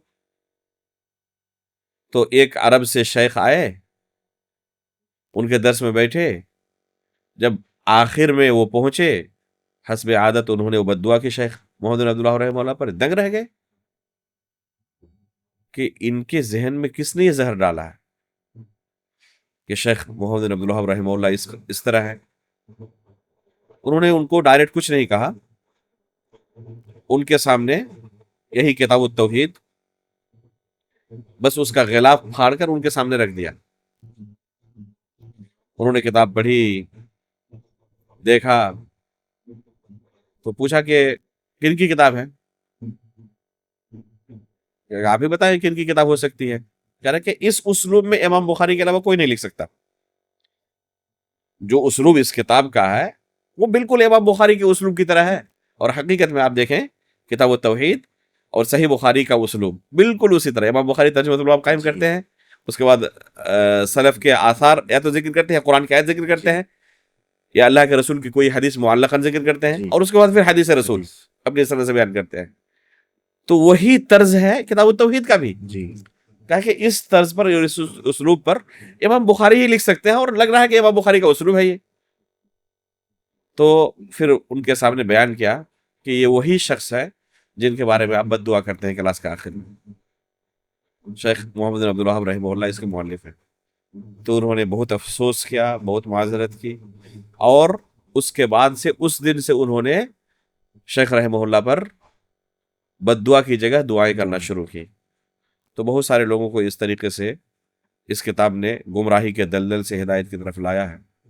بہت سارے لوگ جو غلط فہمی کے شکار تھے ان کے ذہن سے غلط فہمیوں کو دور کیا. شیخ اسی طرح ایک سوال کہ جو توحید الوہیت کا کلمہ ہے، لا الہ الا اللہ محمد الرسول اللہ، اور اسی طرح کلمہ جو شہادت ہے اس میں بھی اللہ کے نبی صلی اللہ علیہ وسلم کے بندے اور اسی طرح رسول ہونے کی بات کی گئی، جبکہ ایمان کی جب بات کی جاتی ہے تو اس میں انبیاء کے ایمان کی بات کہی جاتی ہے، اس میں اللہ کے نبی صلی اللہ علیہ وسلم بھی شامل ہیں. تو اس کے باوجود بھی کلمہ توحید میں یا کلمہ شہادت میں اللہ کے نبی صلی اللہ علیہ وسلم کا کیوں ذکر ہے؟ اور یہ سوال اس وجہ سے بھی آیا ذہن میں کہ ایک ڈاکٹر ذاکر نائک ہیں، ان کے بیان سے کہیں نہ کہیں یہ بو آتی ہے کہ اگر اللہ کے نبی صلی اللہ علیہ وسلم پر ایمان نہ ہو تب بھی ایک بندہ کامیاب ہو جائے گا. بو نہیں آتی ہے بلکہ صراحت کے ساتھ کہا ہے. جی نہیں، جو لوگ انکار کرتے ہیں وہ لوگ کہتے ہیں کہ صراحت سوال نہیں کیا ہے. ڈاکٹر صاحب سے جی کہ اگر کوئی اللہ رب العالمین کے وحدانیت کا اقرار کرتا ہے اور اس کے ساتھ شرک نہیں کرتا، جی اللہ رب العالمین کی وحدانیت کا اقرار کر رہا ہے، اس کے ساتھ بالکل شرک نہیں کرتا، لیکن اللہ کے رسول کی رسالت کا اقرار نہیں کرتا، تو کیا ایسا شخص بھی جنت جا سکتا ہے؟ تو ڈاکٹر صاحب نے یہ نہیں کہا کہ اس کے جنت جانے کا کوئی چانس نہیں ہے، کیونکہ کافر ہے نا وہ، جبکہ حقیقت یہی ہے. وہ کافر ہے. جی اور کافر کبھی بھی جنت نہیں جا سکتا، کافر کبھی بھی جنت نہیں جا سکتا ہے. تو ڈاکٹر صاحب نے جواب میں کیا کہا کہ اس کے جنت جانے کا چانس کتنا ہے؟ 0.0000 بہت دیر تک کہنے کے بعد آخر میں 1. تو یعنی خلاصہ یہ کہ چانس ہے انتہائی معمولی ہے. مثال دے کر انہوں نے باضابطہ کہا جیسے 100 مالے کی کوئی بلڈنگ ہے، اوپر سے اگر گر جائے تو بچنے کا کتنا چانس ہے، ویسے ہی اس کے کامیاب ہونے کا اسی طرح اس کے جنت جانے کا چانس ہے. حالانکہ یہ مثال بھی کیا مستحیل ہے؟ 100 مالے کی بلڈنگ تو دور کی بات، جہاں سے گر کر بھی بچ جاتے ہیں کچھ لوگ. جی آپ دیکھیں گے جو طوفان آتے ہیں، پوری بلڈنگ گر جاتی ہے اور جتنے لوگ رہتے ہیں سب کے سب مارے جاتے ہیں، اور چھوٹا سا کوئی بچہ نکلتا ہے بالکل زندہ ہے، کئی دن تک زندہ رہتا ہے. بلکہ ابھی جو حالیہ دنوں میں جہاز کریک ہوا تھا اس میں ایک آدمی ابھی بھی تک زندہ ہے، ایک آدمی زندہ بچ گیا، سارے لوگ مر گئے. جی سارے لوگ مر گئے، ایک آدمی زندہ بچ گیا. آج تک لوگ سمجھ نہیں پائے کہ کیسے وہ بچ گیا. جی جہاں پر کوئی امکان نہیں تھا وہاں پر وہ بچ گیا.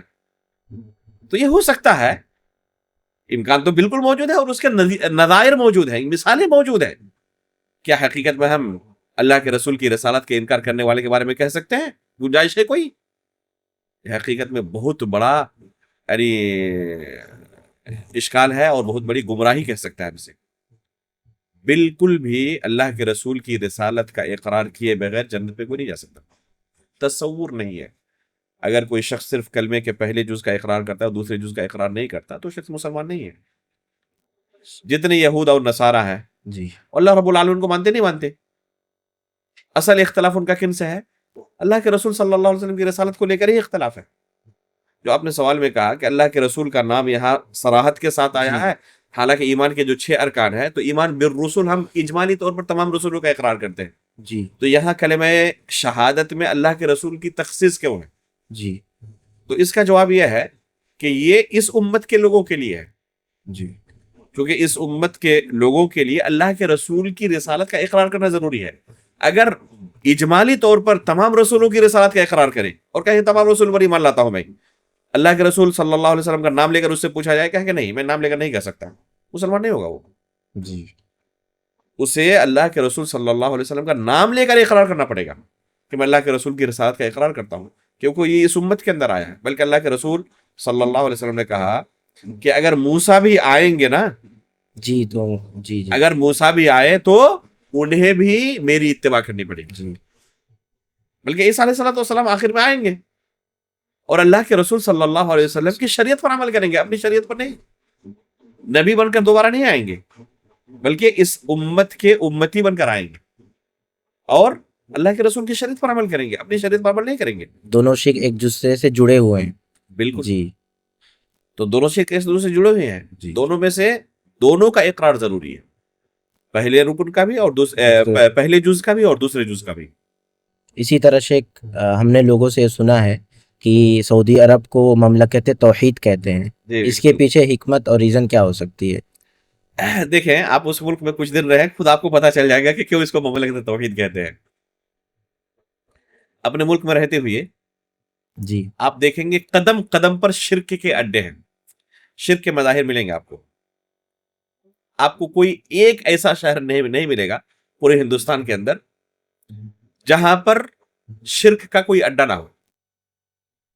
میں تو نہیں جانتا کہ کوئی ایسا چھوٹا سا بھی شہر ہے جی جہاں پر کوئی مزار نہیں ہے، جہاں پر شرک کے اڈے نہیں ہے، لوگ جا کے جہاں پر شرک نہیں کرتے اللہ رب العالمین کے ساتھ۔ لیکن پورا سعودی عرب ایک کونے سے لے کر دوسرے کونے تک آپ دنوں رات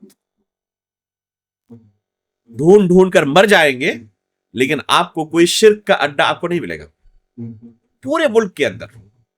صرف مکہ اور مدینے کی بات نہیں ہے، پورے ملک کے اندر کہیں بھی آپ کو شرک کا کوئی اڈا نہیں ملے گا جہاں پر اللہ رب العالمین کے علاوہ کسی دوسرے کی عبادت کی جاتی ہے۔ اللہ رب العالمین کی توحید کے اندر لوگ کیا کرتے ہو؟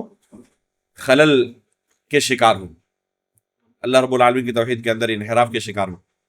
اس باب میں آپ کو کوئی کمپرومائز وہاں نہیں ملے گی، یہاں تک کہ جن جگہوں کے بارے میں ڈر ہے ہو سکتا ہے کہ کوئی اسے کیا کرے، شرک کے طور پر استعمال کرے، تو وہاں پر بھی سخت نگرانی ہوتی ہے۔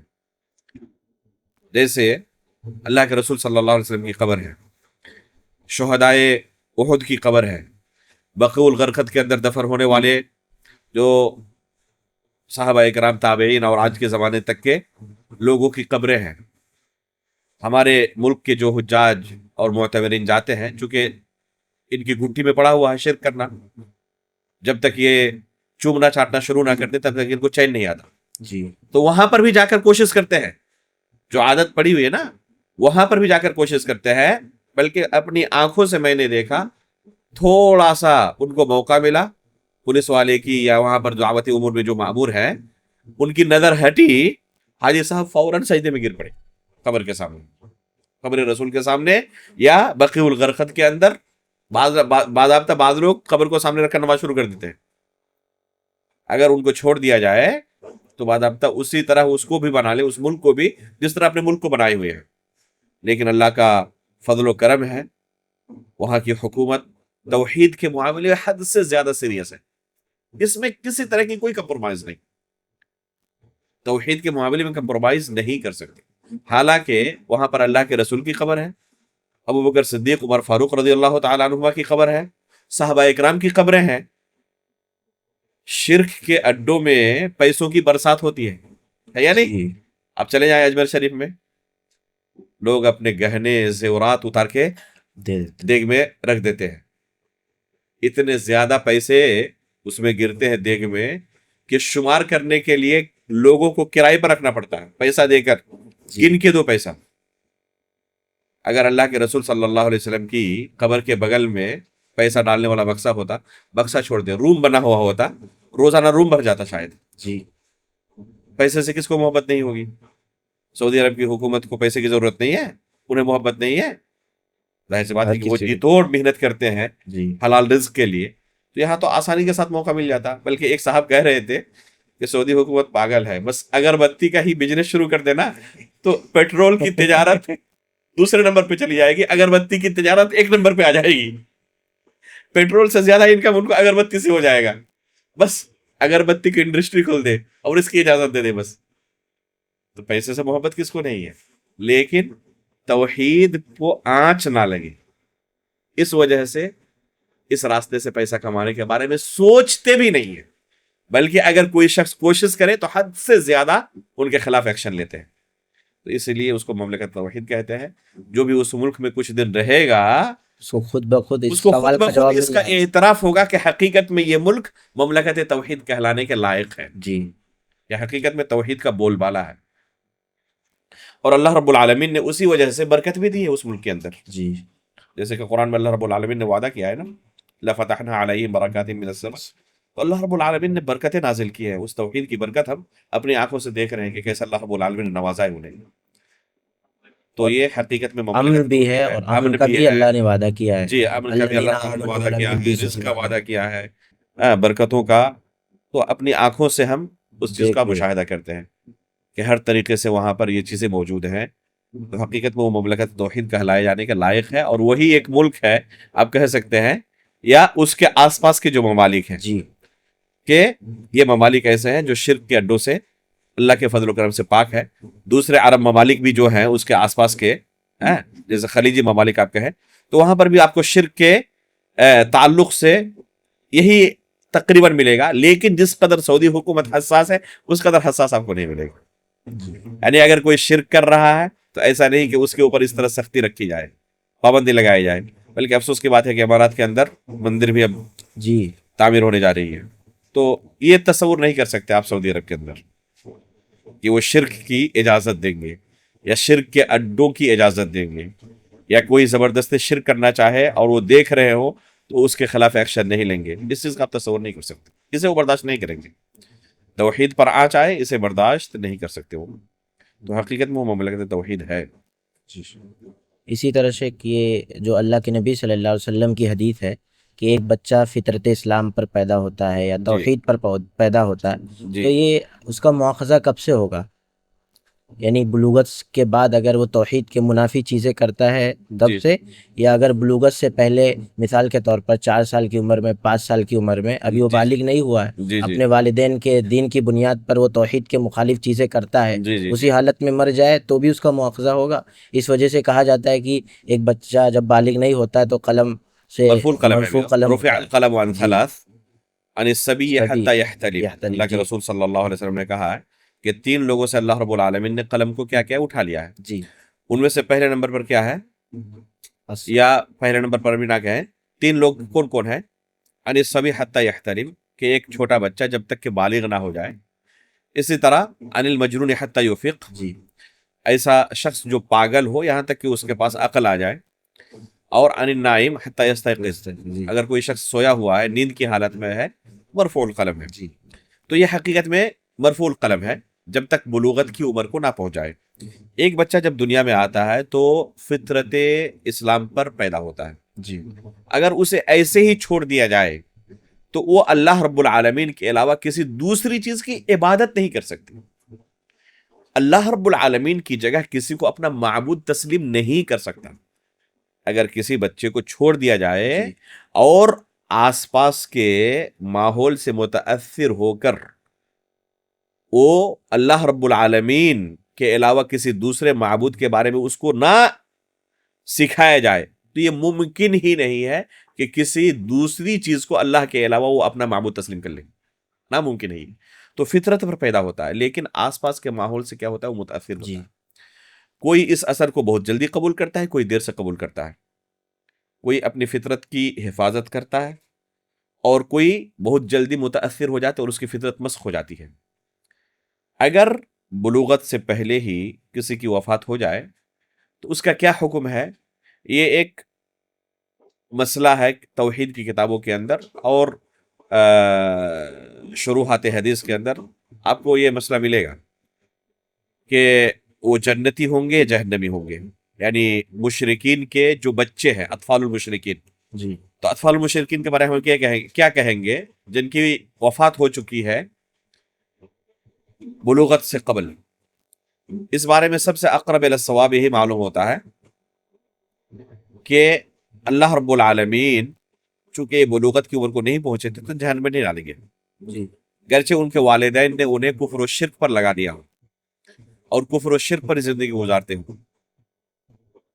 چونکہ یہ مرفوع القلم تھے اب تک، اس لیے اللہ رب العالمین انہیں جہنم میں داخل نہیں کریں گے، اور یہ جنت کے اندر ہوں گے اور جنتیوں کے خادم ہوں گے. جی جنت کے اندر ہوں گے اور کیا ہوں گے؟ جنتیوں کی خدمت کریں گے، جنتیوں کی خدمت کریں گے. بعض علماء نے یہ کہا ہے کہ اللہ رب العالمین اپنے علم غیب کے مطابق ان کے بارے میں فیصلہ کریں گے کہ بڑے ہو کر یہ کیا کرتے، بڑے ہو کر اپنی فطرت پر لوٹ آتے اور اللہ کی توحید پر ہی باقی رہتے، یا اسی کفر و شرک کو پروموٹ کرتے اور اسی پر باقی رہتے. اس پر اللہ تعالیٰ فیصلہ کریں گے. تو یہ بھی ایک علماء کی رائے ہے. اقرب الی الصواب یہی معلوم ہوتا ہے کہ یہ جہنم میں نہیں جائیں گے انشاءاللہ، کیونکہ ابھی یہ مرفوع القلم ہے. اللہ اعلم بالصواب. اسی طرح سے کہ جن و انس کی تخلیق کا مقصد توحید الوہیت ذکر کیا جاتا ہے، تو ایسا کیوں صرف اسے ہی ذکر کیا جاتا ہے؟ جی جیسے اللہ رب العالمین نے کہا وما خلقت الجن والانس الا لیعبدون. لیعبدون،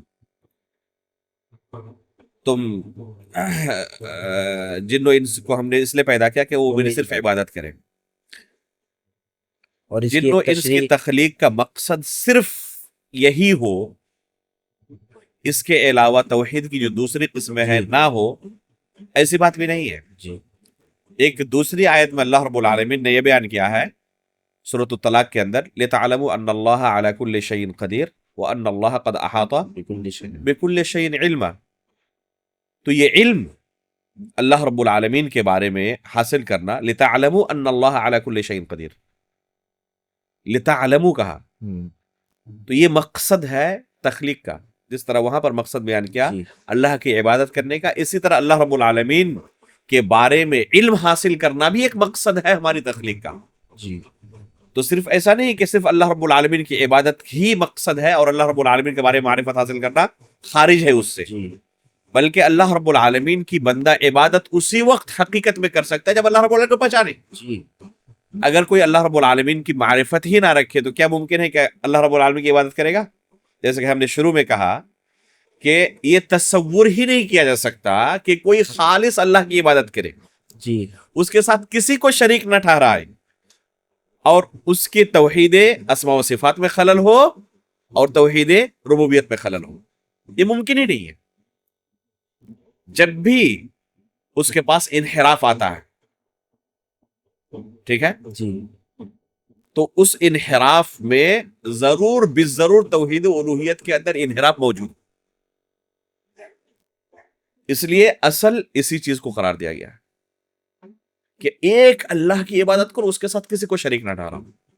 جب بندہ صرف ایک اللہ کی عبادت کرے گا، اس کے ساتھ کسی کو شریک نہیں ٹھہرائے گا، تو ممکن ہی نہیں ہے کہ اللہ رب العالمین کی ربوبیت کے اندر کسی کو شریک ٹھہرائے گا یا اسماء و صفات میں کسی کو شریک ٹھہرائے گا. یہ ممکن ہی نہیں ہے. اگر وہاں پر خلل ہے تو توحید الوہیت کے اندر یقیناً خلل ہوگا. اگر توحید ربوبیت کے اندر خلل ہے یا توحید اسماء و صفات کے اندر خلل ہے تو توحید الوہیت کے اندر بھی یقیناً خلل ہوگا. جی تو اصل ہے کیا کہ اللہ رب العالمین کی صرف عبادت کرے، اس کے ساتھ کسی کو شریک نہ ٹھہرائے.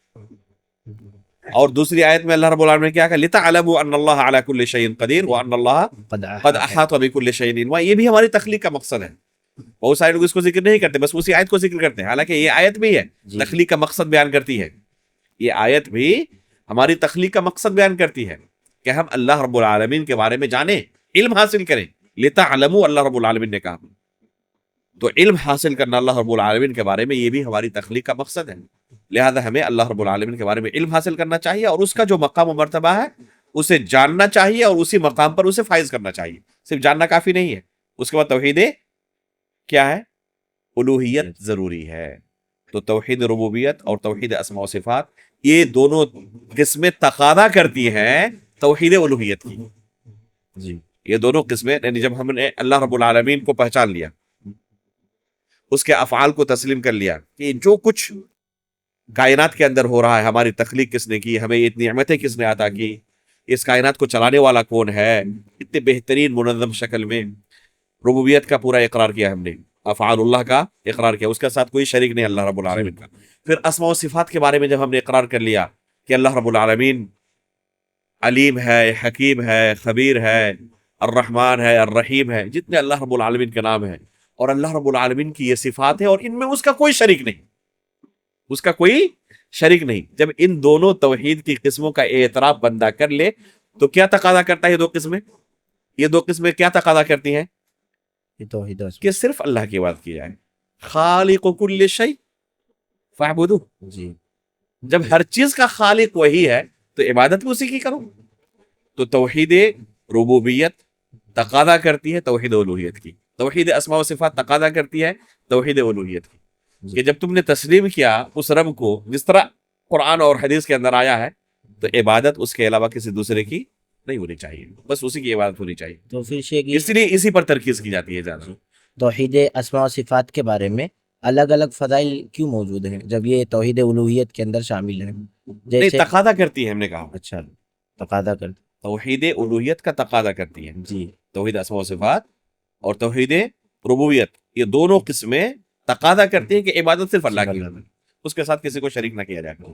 شیخ یہ توحید اسماء و صفات کے بارے میں اللہ کے نبی صلی اللہ علیہ وسلم کی ایک حدیث موجود ہے کہ من احصاہا دخل الجنہ. جی بالکل. بعض لوگ احصاہا سے یہ سمجھتے ہیں حفظ کر لیا تو جنت میں داخل ہو جائے گا. جی جی جی تو احصاہا کا مفہوم کیا ہے شیخ؟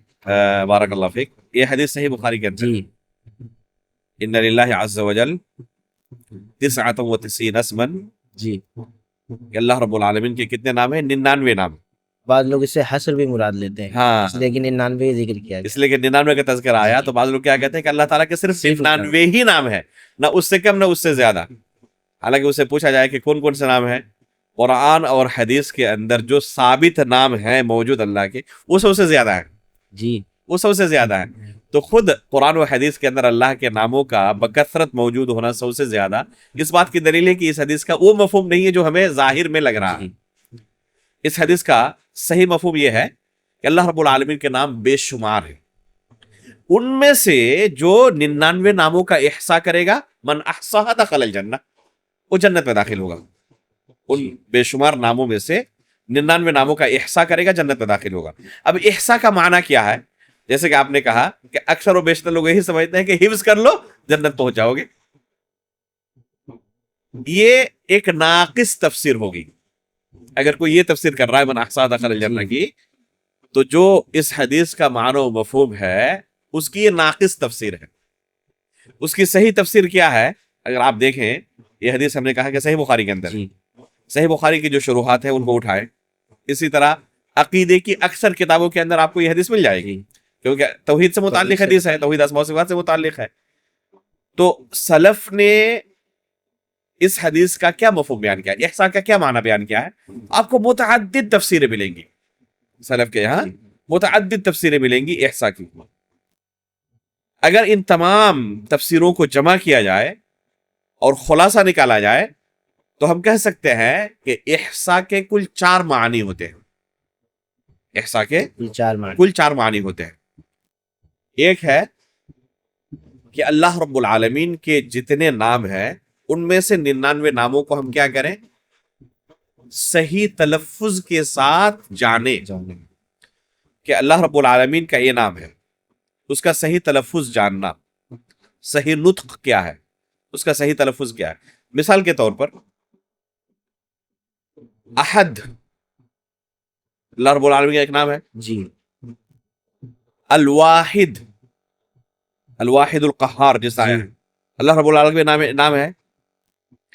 بعض لوگوں کو آپ پائیں گے وحید بھی اللہ کا نام ذکر کرتے ہیں، حالانکہ یہ نام موجود نہیں ہے. جی واحد ہے، اور دونوں کے تلفظ میں فرق ہے، لکھنے میں بھی فرق ہے یا نہیں؟ جی جی بعض لوگوں کا نام عبد الوحید پائیں گے. واحد اللہ کا نام آیا ہوا، وحید نہیں آیا ہوا. ٹھیک ہے. جی اسی طرح ایک نام آپ کو ملے گا الحی، جیسے آیت الکرسی کے اندر ہے حی القیوم، اللہ لا الہ الا ہوا حی القیوم، الحی القیوم، تو اللہ کا نام ہے الحی. اس کا معنی کیا ہے؟ یہ کس لفظ سے بنا ہے؟ حیات سے، جی جس کا معنی ہوتا ہے زندگی. یعنی اللہ رب العالمین حیات کی صفت سے متصف ہے، ایسی حیات جس میں کسی طرح کا کوئی نقص نہیں ہے. اللہ تعالیٰ کی تمام صفات کمال کو پہنچی ہوئی ہیں. جی تو اللہ کے لیے ہم صفت حیات کو ثابت کریں گے، جس کا معنی کیا ہوتا ہے ہمارے زبان میں؟ زندگی کے. اللہ کے لیے زندگی کو، حیات کو ہم ثابت کریں گے، اور اس کے لیے یہ نام اللہ رب العالمین کا ہے، قرآن میں وارد ہے الحی. ایک دوسرا نام ہے جو حدیث کے اندر اسی سے ملتا جلتا ہے، ہمیں ملتا ہے اللہ رب العالمین کا، وہ ہے حیون. ہا کے اوپر فتح ہے، اس کے بعد یا کے نیچے کسرہ ہے، جی زیر ہے، حیون، اور پھر اس کے بعد دو یا ہے تشدید کے ساتھ، جی حیون کہیں گے اس کو. اس کا کیا معنی ہے؟ یہ حیا سے بنا ہوا ہے، جس کے معنی ہوتا ہے شرم و حیا کرنا. حدیث کے اندر آتا ہے کہ جب بندہ اپنے دونوں ہاتھوں کو اللہ کی طرف بلند کرتا ہے تو اللہ رب العالمین کو شرمندگی محسوس ہوتی ہے اس کی حاجت پوری کیے بغیر لوٹا. کہ اسے کیسے خالی واپس کر دیں. جی ٹھیک ہے، تو اللہ رب العالمین شرم و حیا کرتا ہے. اللہ رب العالمین من استحیا، اللہ رب العالمین سے اگر کوئی حیا کرے تو اللہ رب العالمین سے حیا کرتا ہے. تو حیا کرنا اللہ رب العالمین کی ایک صفت ہے، جس کا معنی ہوتا ہے شرم و حیا کرنا. اس سے جو نام بنا ہے وہ کیا ہے؟ حیون. اس کا معنی بالکل الگ، تلفظ بھی الگ. جی اور اسی سے ملتا جلتا الحی، جو حیات سے بنا ہے، جس کا معنی زندگی کا ہوتا ہے. معنی کے اندر زمین و آسمان کا فرق، اور نطق کے اندر بھی فرق ہے، تلفظ کے اندر بھی کیا ہے؟ فرق ہے. تو اس صحیح نطق کو جاننا، صحیح تلفظ کو جاننا، یہ احصاء کے اندر شامل ہے. الستیر اللہ رب العالمین کا، یا الستیر، دو طرح پڑھا گیا اس کو، یہ صحیح نطق ہے اس نام کا. بعض لوگ کیا کہتے ہیں؟ الستار. بعض لوگ کیا کہتے ہیں؟ الستار. کتاب و سنت کے اندر کہیں بھی الستار اللہ رب العالمین کا نام وارد نہیں ہے. اور عبد الستار نام بھی رکھتے ہیں وہ سارے لوگ رکھتے ہیں. جی شیخ البانی رحمہ اللہ کا ایک قصہ ذکر کیا جاتا ہے. ایک مرتبہ روڈ حادثے کے شکار ہوئے، جی اور کچھ لوگ دبے ہوئے تھے، گاڑی کے نیچے دبے ہوئے تھے، اور اللہ رب العالمین کو پکار رہے ہیں یا ستار یا ستار کہہ کے. تو شیخ البانی اس حالت میں بھی کہہ رہے ہیں ستار نہیں ستیر کہو. اللہ رب العالمین کا نام ستار نہیں ہے، ستیر ہے. تو دیکھیں یہ غیرت ہے توحید کو لے کر. اس حالت میں بھی، بعد میں ہم سمجھائیں گے جب اللہ تعالیٰ بچ جائے، پہلے بعد میں نہیں. شیخ البانی رحمہ اللہ نے اسی حالت میں ان کو نصیحت کی کہ ستار اللہ کا نام نہیں ہے، ستیر اللہ کا نام. تو اس صحیح نطق کو، صحیح تلفظ کو جاننا احساء میں کیا ہے؟ شامل ہے. شامل ہے. ایک چیز ہے. دوسری چیز ہے حفظ کرنا، یاد کرنا. اگر کوئی بندہ یاد کرتا ہے جی تو یہ اس میں شامل ہوگا. تیسری چیز ہے کہ اللہ رب العالمین کے ان ناموں کے تقاضے ہیں. اللہ رب العالمین کے ان ناموں کے تقاضے، ان ناموں کے تقاضے ہیں. اس تقاضے کو پورا کرنا. اس تقاضے کو اگر کوئی پورا کر رہا ہے تو وہ کیا کر رہا ہے؟ احصاء جو کہا گیا ہے، احصاء جو فضیلت بیان کی گئی ہے، اس میں وہ شامل. اس فضیلت میں انشاءاللہ شامل ہوگا. اب تقاضے کو کیسے پورا کیا جائے گا؟ کیا تقاضا ہے؟ مثال دیتا ہوں میں. جیسے الغفور اللہ کا نام ہے. جی اس نام کا کیا معنی ہے؟ بخشنے والا. تو اس کا تقاضا یہ ہے کہ جب ہم اللہ رب العالمین سے یہ امید کرتے ہیں گناہ کرنے کے بعد کہ ہمارے گناہوں کو اللہ تعالیٰ بخش دے، اسی طرح ہمیں بھی چاہیے کہ اگر ہمارے کوئی مسلم بھائی ہم سے کوئی غیر اخلاقی عمل انجام دے اور معافی طلب کرے تو ہم بھی اسے بخش دیں، معاف کر دیں. اللہ رب العالمین کا نام ابھی ہم نے کہا الستیر ایک ہے. کیا معنی اس کا ہوتا ہے؟ پردہ ڈالنا. پردہ ڈالنا. اللہ رب العالمین گناہوں پر پردہ ڈالا ہوا ہمارا. ہمارا بھی تقاضا ہے کہ ہم اگر کسی بندے کو دیکھتے ہیں گناہ کرتے ہوئے، پردہ ڈالیں، اس پر پردہ ڈالیں. اس کے فضائل الگ سے موجود ہیں. اسے چپکے سے ویڈیو ریکارڈنگ کر کے فیس بک اور واٹس ایپ میں نشر نہ کریں. یہ اس نام کا تقاضا ہے. جی اللہ رب العالمین کا ایک نام الوہاب، اسی سے یہب لمن یشاء اناثا ویہب لمن یشاء الذکور، جسے چاہتا اللہ رب العالمین کیا کرتا ہے، جسے چاہتا اللہ رب العالمین لڑکا عطا کرتا ہے، اور جسے چاہتا ہے بیٹی عطا کرتا ہے. اللہ رب العالمین بیٹی عطا کرتا ہے. تو یہ اللہ رب العالمین کی صفت ہے. اس نام کا کیا تقاضا ہے کہ جب بیٹا اور بیٹی اللہ رب العالمین ہی عطا کرتا ہے تو تقاضا ہے کہ ہم بیٹا اور بیٹی کس سے طلب کریں؟ اللہ رب العالمین. اللہ رب العالمین سے، اس کے علاوہ کسی سے نہ طلب کریں. اگر کوئی اللہ رب العالمین کے علاوہ کسی دوسرے سے طلب کرتا ہے تو اس نام کا تقاضا پورا نہیں کر رہا ہے. تو یہ جیسے اللہ کا لفظ ہے، الالہ اللہ کا نام ہے، معبود برحق، جی کیا تقاضا کرتا ہے یہ نام؟ اللہ کی عبادت کی جائے. اللہ کے علاوہ کسی کی عبادت نہ کی جائے. تو اس تقاضے کو پورا کرنا انتہائی اہم ہے. اگر کوئی ان تقاضوں کو پورا کرتا ہے تو من احصاها دخل الجنہ. جی اور ایک معنی جو مشہور آپ نے کہا شمار کرنا، تو شمار کرنا، یاد کرنا، صحیح نطق سے اسے جاننا اور اس کے تقاضوں کو پورا کرنا، اس طریقے سے اگر کوئی ان 99 ناموں کے ساتھ عمل کرتا ہے تو اس کے لیے فضیلت ہے من احصاها دخل الجنہ. جو ان ناموں کا احصاء کرے گا وہ جنت میں داخل ہوگا. اسی طرح سے اللہ تعالیٰ کے جتنے بھی اسماء ہیں ان سارے اسماء کی صفات بھی ہیں، اس وجہ سے کہ ایک طبقہ بولتا ہے کہ اللہ کے اسماء ہیں اور صفات سے اللہ تعالیٰ عاری ہے. جی اللہ رب العالمین ہدایت دے ان لوگوں کو. جی اہل سنت والجماعت کے یہاں ایک قاعدہ ہے، اسماء اللہ عز وجل اعلام و اوصاف، جی کہ اللہ رب العالمین کے جتنے نام ہیں نا وہ علم بھی ہیں اور ساتھ میں اس کے اندر جو معنی پایا جاتا ہے اللہ رب العالمین اس صفت سے متصف بھی ہیں.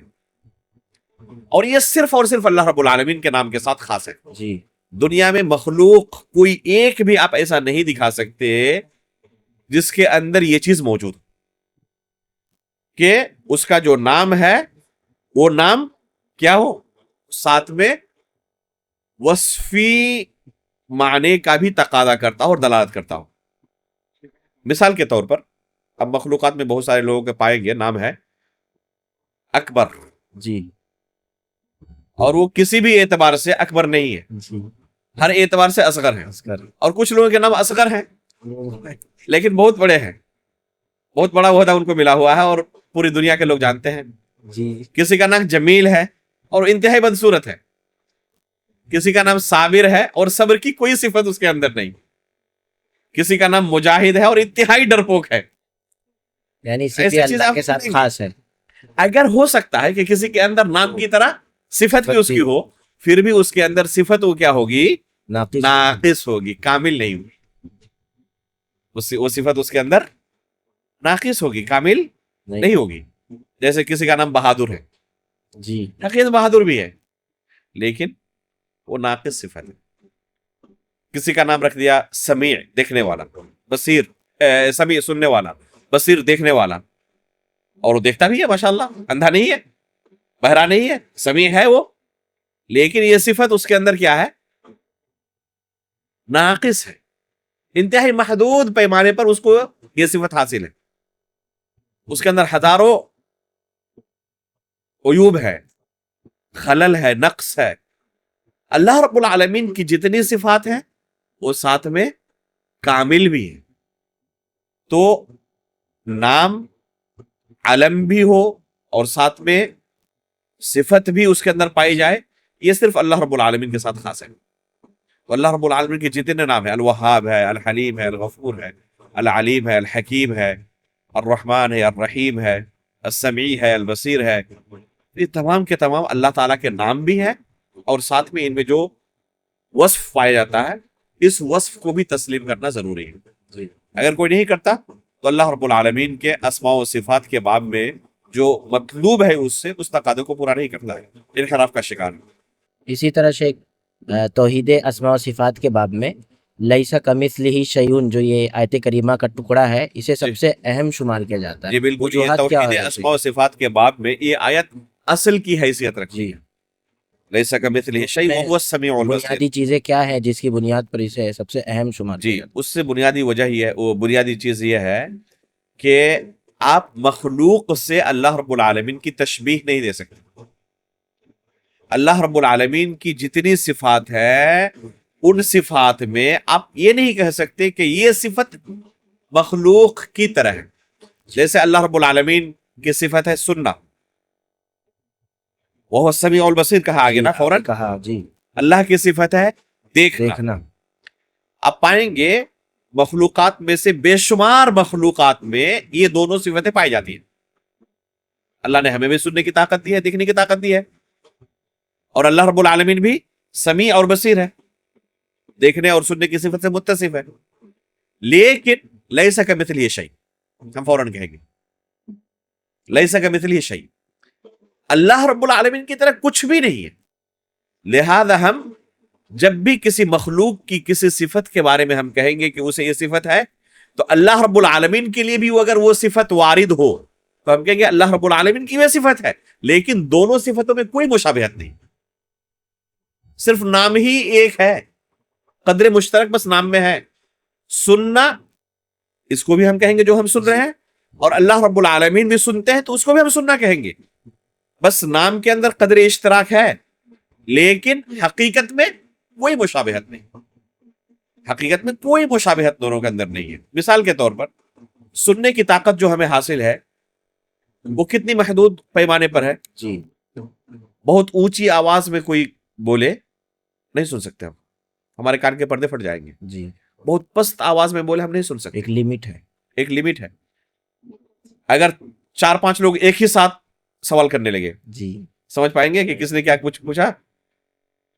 جو حفظ کے اساتذہ ہوتے ہیں اگر 5-7 طلبہ کہیں کہ ہم ایک ساتھ سنائیں گے، ممکن ہے سب کا سن لے وہ نہیں. اور غلطی کرے تو سب کا ٹوک بھی دے؟ ممکن نہیں ہے. ما جعل اللہ لرجل من قلبین فی جوفہ، 2 دل اللہ نے کسی کو نہیں دیا ہے. 2 لوگوں کو نہیں سن سکتا انسان، ایک کو سنے گا، دوسرے کو کہ تھوڑی دیر بعد جب ان کا سوال ختم ہوتے بات کرے. تو انسان کے پاس سننے کی طاقت ہے لیکن کتنے محدود پیمانے پر. سننے کی طاقت تو ہے لیکن انتہائی محدود پیمانے پر اللہ نے اسے سننے کی طاقت دی ہے. اللہ رب العالمین کے پاس جو سننے کی طاقت ہے اس کا اندازہ لگائے سورۃ المجادلہ کی پہلی آیت سے، 28ویں پارے کے اندر قد سمع اللہ قول التی تجادلک فی زوجہا وتشتکی الی اللہ. عائشہ رضی اللہ تعالیٰ عنہ فرماتی ہیں کہ خولہ رضی اللہ تعالیٰ عنہ جب اللہ کے رسول صلی اللہ علیہ وسلم سے اپنے شوہر کی شکایت کر رہی تھی، ان کے شوہر نے زہار کیا ان کے ساتھ، جی. میں وہیں بیٹھی ہوئی تھی قریب میں، لیکن اتنی پست آواز میں اللہ کے رسول کے ساتھ کانافوسی کر رہی تھی کہ قریب بیٹھے ہونے کے باوجود میں سمجھ نہیں پا رہی تھی کہ کیا بول رہی ہے. اللہ 7ویں آسمان سے سن. اور اللہ رب العالمین نے 7ویں آسمان کے اوپر سے سن لیا اور آیت نازل کر دی قد سمع اللہ قول التی تجادلک فی زوجہا. تو یہ ہے اللہ رب العالمین کے سننے کی طاقت. الا یعلم من خلق وهو اللطیف الخبیر. اللہ رب العالمین نے پیدا کیا ہے تو کیا اللہ رب العالمین اس کا علم نہیں رکھ سکتا؟ جی. اللہ رب العالمین دلوں کے اندر کھٹکنے والی باتوں کو بھی علیم بدعت بذات الصدور. تو اللہ رب العالمین کے پاس جو سننے کی طاقت ہے اس کا کوئی موازنہ ہی نہیں مخلوق کے پاس جو سننے کی طاقت ہے اس کے ساتھ کوئی مشابہت ہی نہیں. تو اسی کو کہا گیا لیسا کمثلہ شیء. لیسا کمثلہ شیء جو ہے تو اللہ رب العالمین کی جو صفات ہیں ان میں سے بے شمار صفات ایسے آپ کو ملیں گی جو مخلوق کے اندر بھی موجود ہیں. کسی کے ذہن میں یہ شبہ نہ آئے کہ مخلوق کے پاس جو صفت ہے اللہ کی صفت بھی اسی طرح ہوگی. کسی کے ذہن میں یہ شبہ نہ آئے، اس لیے اللہ رب العالمین نے فرمایا لیسا کمثلہ شیء. اللہ رب العالمین کی طرح کچھ بھی نہیں ہے، اس لیے تم کہہ نہیں سکتے کہ اللہ رب العالمین اس طرح ہے اور اس طرح اس طرح ہے. کیف کے بارے میں اور مثل کے بارے میں اللہ رب العالمین کے بارے میں نہیں بیان کیا سکتا. نہ کیفیت اللہ کی بیان کیا سکتی ہے، نہ اللہ رب العالمین کی مثال دی جا سکتی ہے، اور نہ تشبیہ دی جا سکتی ہے. جی. جس نے اللہ رب العالمین کی اپنی مخلوق کے ساتھ تشبیہ دی، من شبہ اللہ بخلقہ فقد کفر. نعیم بن حماد رحمہ اللہ کہا کرتے تھے، امام بخاری کے استاد ہیں، عقیدے کے باب میں انتہائی پختہ تھے. امام احمد بن حنبل رحمہ اللہ کے زمانے کے تھے اور ان کو بھی جیل میں ڈالا گیا تھا خلق قرآن کا عقیدہ تسلیم نہ کرنے کے بنا پر، بلکہ ان کی لاشیں نکلی جیل سے، جیل کے اندر ہی وفات ہوئی ان کی۔ امام بخاری رحمہ اللہ نے اپنی صحیح کے اندر ان سے بعض حدیثیں ذکر کی ہیں، ٹھیک ہے۔ تو نعیم بن حماد رحمہ اللہ کی کیا فرماتے ہیں، من شبہ اللہ بخلقہ فقد کفر، اگر اللہ رب العالمین کی کسی نے تشبیہ دی اس کی مخلوق کے ساتھ، کافر ہو گیا وہ، تو یہ کفر ہے، کیونکہ لیس کمثلہ شیء کا انکار کر رہا، اس نے اس کو تسلیم نہیں کیا۔ جب تشبیہ دے دی تو اللہ رب العالمین کو لیس کمثلہ شیء مانا۔ جی اسی طرح لیس کمثلہ شیء کتنی اہم آیت ہے اور کتنا اہم قاعدہ اللہ رب العالمین نے بیان کیا ہے کہ کسی بھی اللہ کی صفت کے بارے میں انسان کو اگر اشکال ہو اور اس کی عقل وہاں تک رسائی نہ کر سکے کہ کیسے اللہ کی صفت ہو سکتی ہے یا اللہ رب العالمین کیسے اس کام کو کر سکتے ہیں، تو یہاں پر وہ جو اشکال اس کے ذہن میں آ رہا ہے وہ مخلوق کی وجہ سے اس کے ذہن میں اشکال آ رہا ہے، کیونکہ مخلوقات کو دیکھا ہوا ہے، جی کیونکہ وہ مخلوقات کو دیکھا ہوا ہے۔ جیسے اللہ رب العالمین عرش پر مستوی ہے، اور اللہ رب العالمین کے بارے میں اللہ کے رسول فرماتے ہیں ینزل ربنا تبارک و تعالی حین یبقى ثلث اللیل الاخر، اللہ رب العالمین رات کے آخری پہر آسمان دنیا میں نزول فرماتا ہے۔ اب کوئی مخلوق کو اپنے ذہن میں رکھ کر اللہ کے بارے میں سوچے کہ یہ کیسے ممکن ہے عرش پر بھی مستوی ہو، آسمان دنیا میں نزول بھی فرمائے، تو وہ اللہ رب العالمین کے بارے میں اشکال کیوں کر رہا ہے؟ کیونکہ اس کے ذہن میں مخلوق کی صفت ہے، جی اور مخلوق کی صفت ذہن میں لے کر وہ اللہ رب العالمین پر اعتراض کر رہا ہے۔ لیس کمثلہ شیء، اللہ رب العالمین کی طرف کچھ ہے ہی نہیں کہ تم اس کی تشبیہ دے کر اللہ رب العالمین کے بارے میں جو صفت وارد ہے اس کا انکار کرو۔ تو یہ حقیقت میں ڈاکٹر اسرار نے شیخ ایک جی کلپ یاد آئی جی کہ علامہ ابن تیمیہ رحمہ اللہ پر اعتراض کرتے ہیں۔ جی علامہ ابن تیمیہ رحمہ اللہ نے ینزل ربنا والی حدیث پر باقاعدہ اتر کر بتلایا کہ اللہ تعالیٰ ایسے اترتا ہے۔ پہلی بات تو کیا ہم یہی کہیں گے اثبت العرش ثم انقش، ٹھیک ہے، جی پہلے تم ثابت کرو، اس کے بعد عرش کو پہلے ثابت کرو، اس کے بعد نقش کا مسئلہ آئے گا، ٹھیک ہے۔ تو پہلی بات کہ ابن تیمیہ رحمہ اللہ نے کہا اس کو آپ ثابت کریں۔ یہاں وہ تو شیخ الاسلام ابن تیمیہ رحمہ اللہ ایک عام انسان ہے، امت کے ایک بڑے عالم گزرے ہیں، اللہ کے رسول کی حدیث کو لے کر بعض لوگ اشکال پیدا کرتے ہیں۔ کون سی حدیث؟ رؤیت باری تعالی والی حدیث۔ جی اللہ کے رسول صلی اللہ علیہ وسلم نے کیا کہا کہ تم اللہ رب العالمین کو اسی طرح دیکھو گے جیسے چاند کو، 14ویں چاند کو جی دیکھتے جی ہو، ٹھیک ہے۔ هل تضامون فی رؤیتہ، جی کیا 14ویں کے چاند کو دیکھنے میں کسی طرح کی بھیڑ کا تمہیں احساس ہوتا ہے کہ بہت زیادہ بھیڑ تھی اس لیے ہم 14ویں کے چاند کو نہیں دیکھ سکے؟ کوئی کہے گا؟ تو جب اس چاند کو دیکھنے میں بھیڑ کی وجہ سے تمہیں کوئی پریشانی نہیں ہوتی تو اللہ رب العالمین کو بھی قیامت کے دن دیکھنے میں کوئی پریشانی نہیں ہوگی۔ تو اللہ کے رسول نے تشبیہ دی، جی تو بہت سارے لوگ کہتے ہیں کہ دیکھیں تشبیہ تو موجود ہے حدیث کے اندر، شیخ الاسلام کو چھوڑ دے۔ بعض لوگ اللہ کے رسول کی حدیث سے اس باطل عقیدے کے لیے دلیل پکڑنے کی کوشش کرتے ہیں کہ دیکھیں تشبیہ تو وہاں بھی موجود ہے، تو آپ تشبیہ سے کیوں روکتے ہیں؟ تو کیا کہیں گے ہم؟ یہاں حقیقت میں اللہ رب العالمین کی مخلوق کے ساتھ تشبیہ نہیں دی گئی ہے، جی چاند کے ساتھ تشبیہ نہیں دی گئی ہے، بلکہ دیکھنے کی تشبیہ دیکھنے کے ساتھ دی گئی ہے، اور یہ دیکھنا کس کی صفت ہے؟ مخلوق کی صفت ہے۔ تو مخلوق کے ایک صفت کی تشبیہ مخلوق کی دوسری صفت کے ساتھ دی گئی ہے، اللہ کی تشبیہ چاند کے ساتھ نہیں دی گئی ہے۔ تو حقیقت میں یہ لوگ جو زبردستی کا استدلال کرنے کی کوشش کرتے ہیں اور تشبیہ کو ثابت کرتے ہیں تو یہ ناکام کوشش ہے۔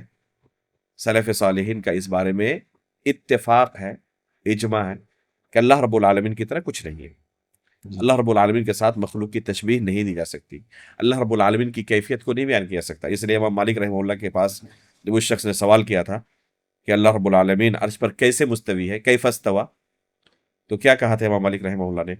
الاستواء معلوم والکیف مجہول۔ استوا تو معلوم ہے کیونکہ اللہ رب العالمین نے کہا قرآن میں الرحمن علی العرش استوى، یہ تو معلوم ہے، لیکن کیفیت مجہول ہے۔ اللہ رب العالمین نے اس کیفیت کے بارے میں ہمیں نہیں بتایا، اس لیے ہم نہیں بیان کر سکتے۔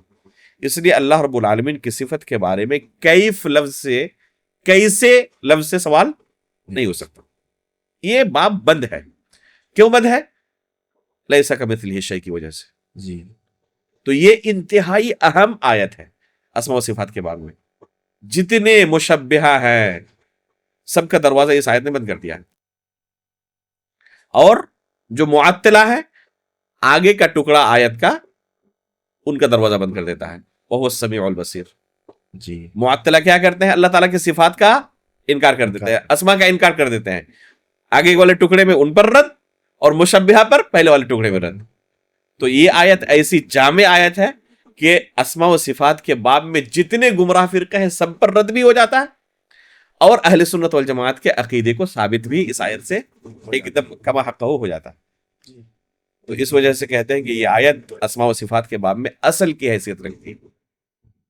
ناظرین، یہ اہل حدیث ہند چینل پر پہلا پوڈ کاسٹ تھا جو توحید کے موضوع پر تھا.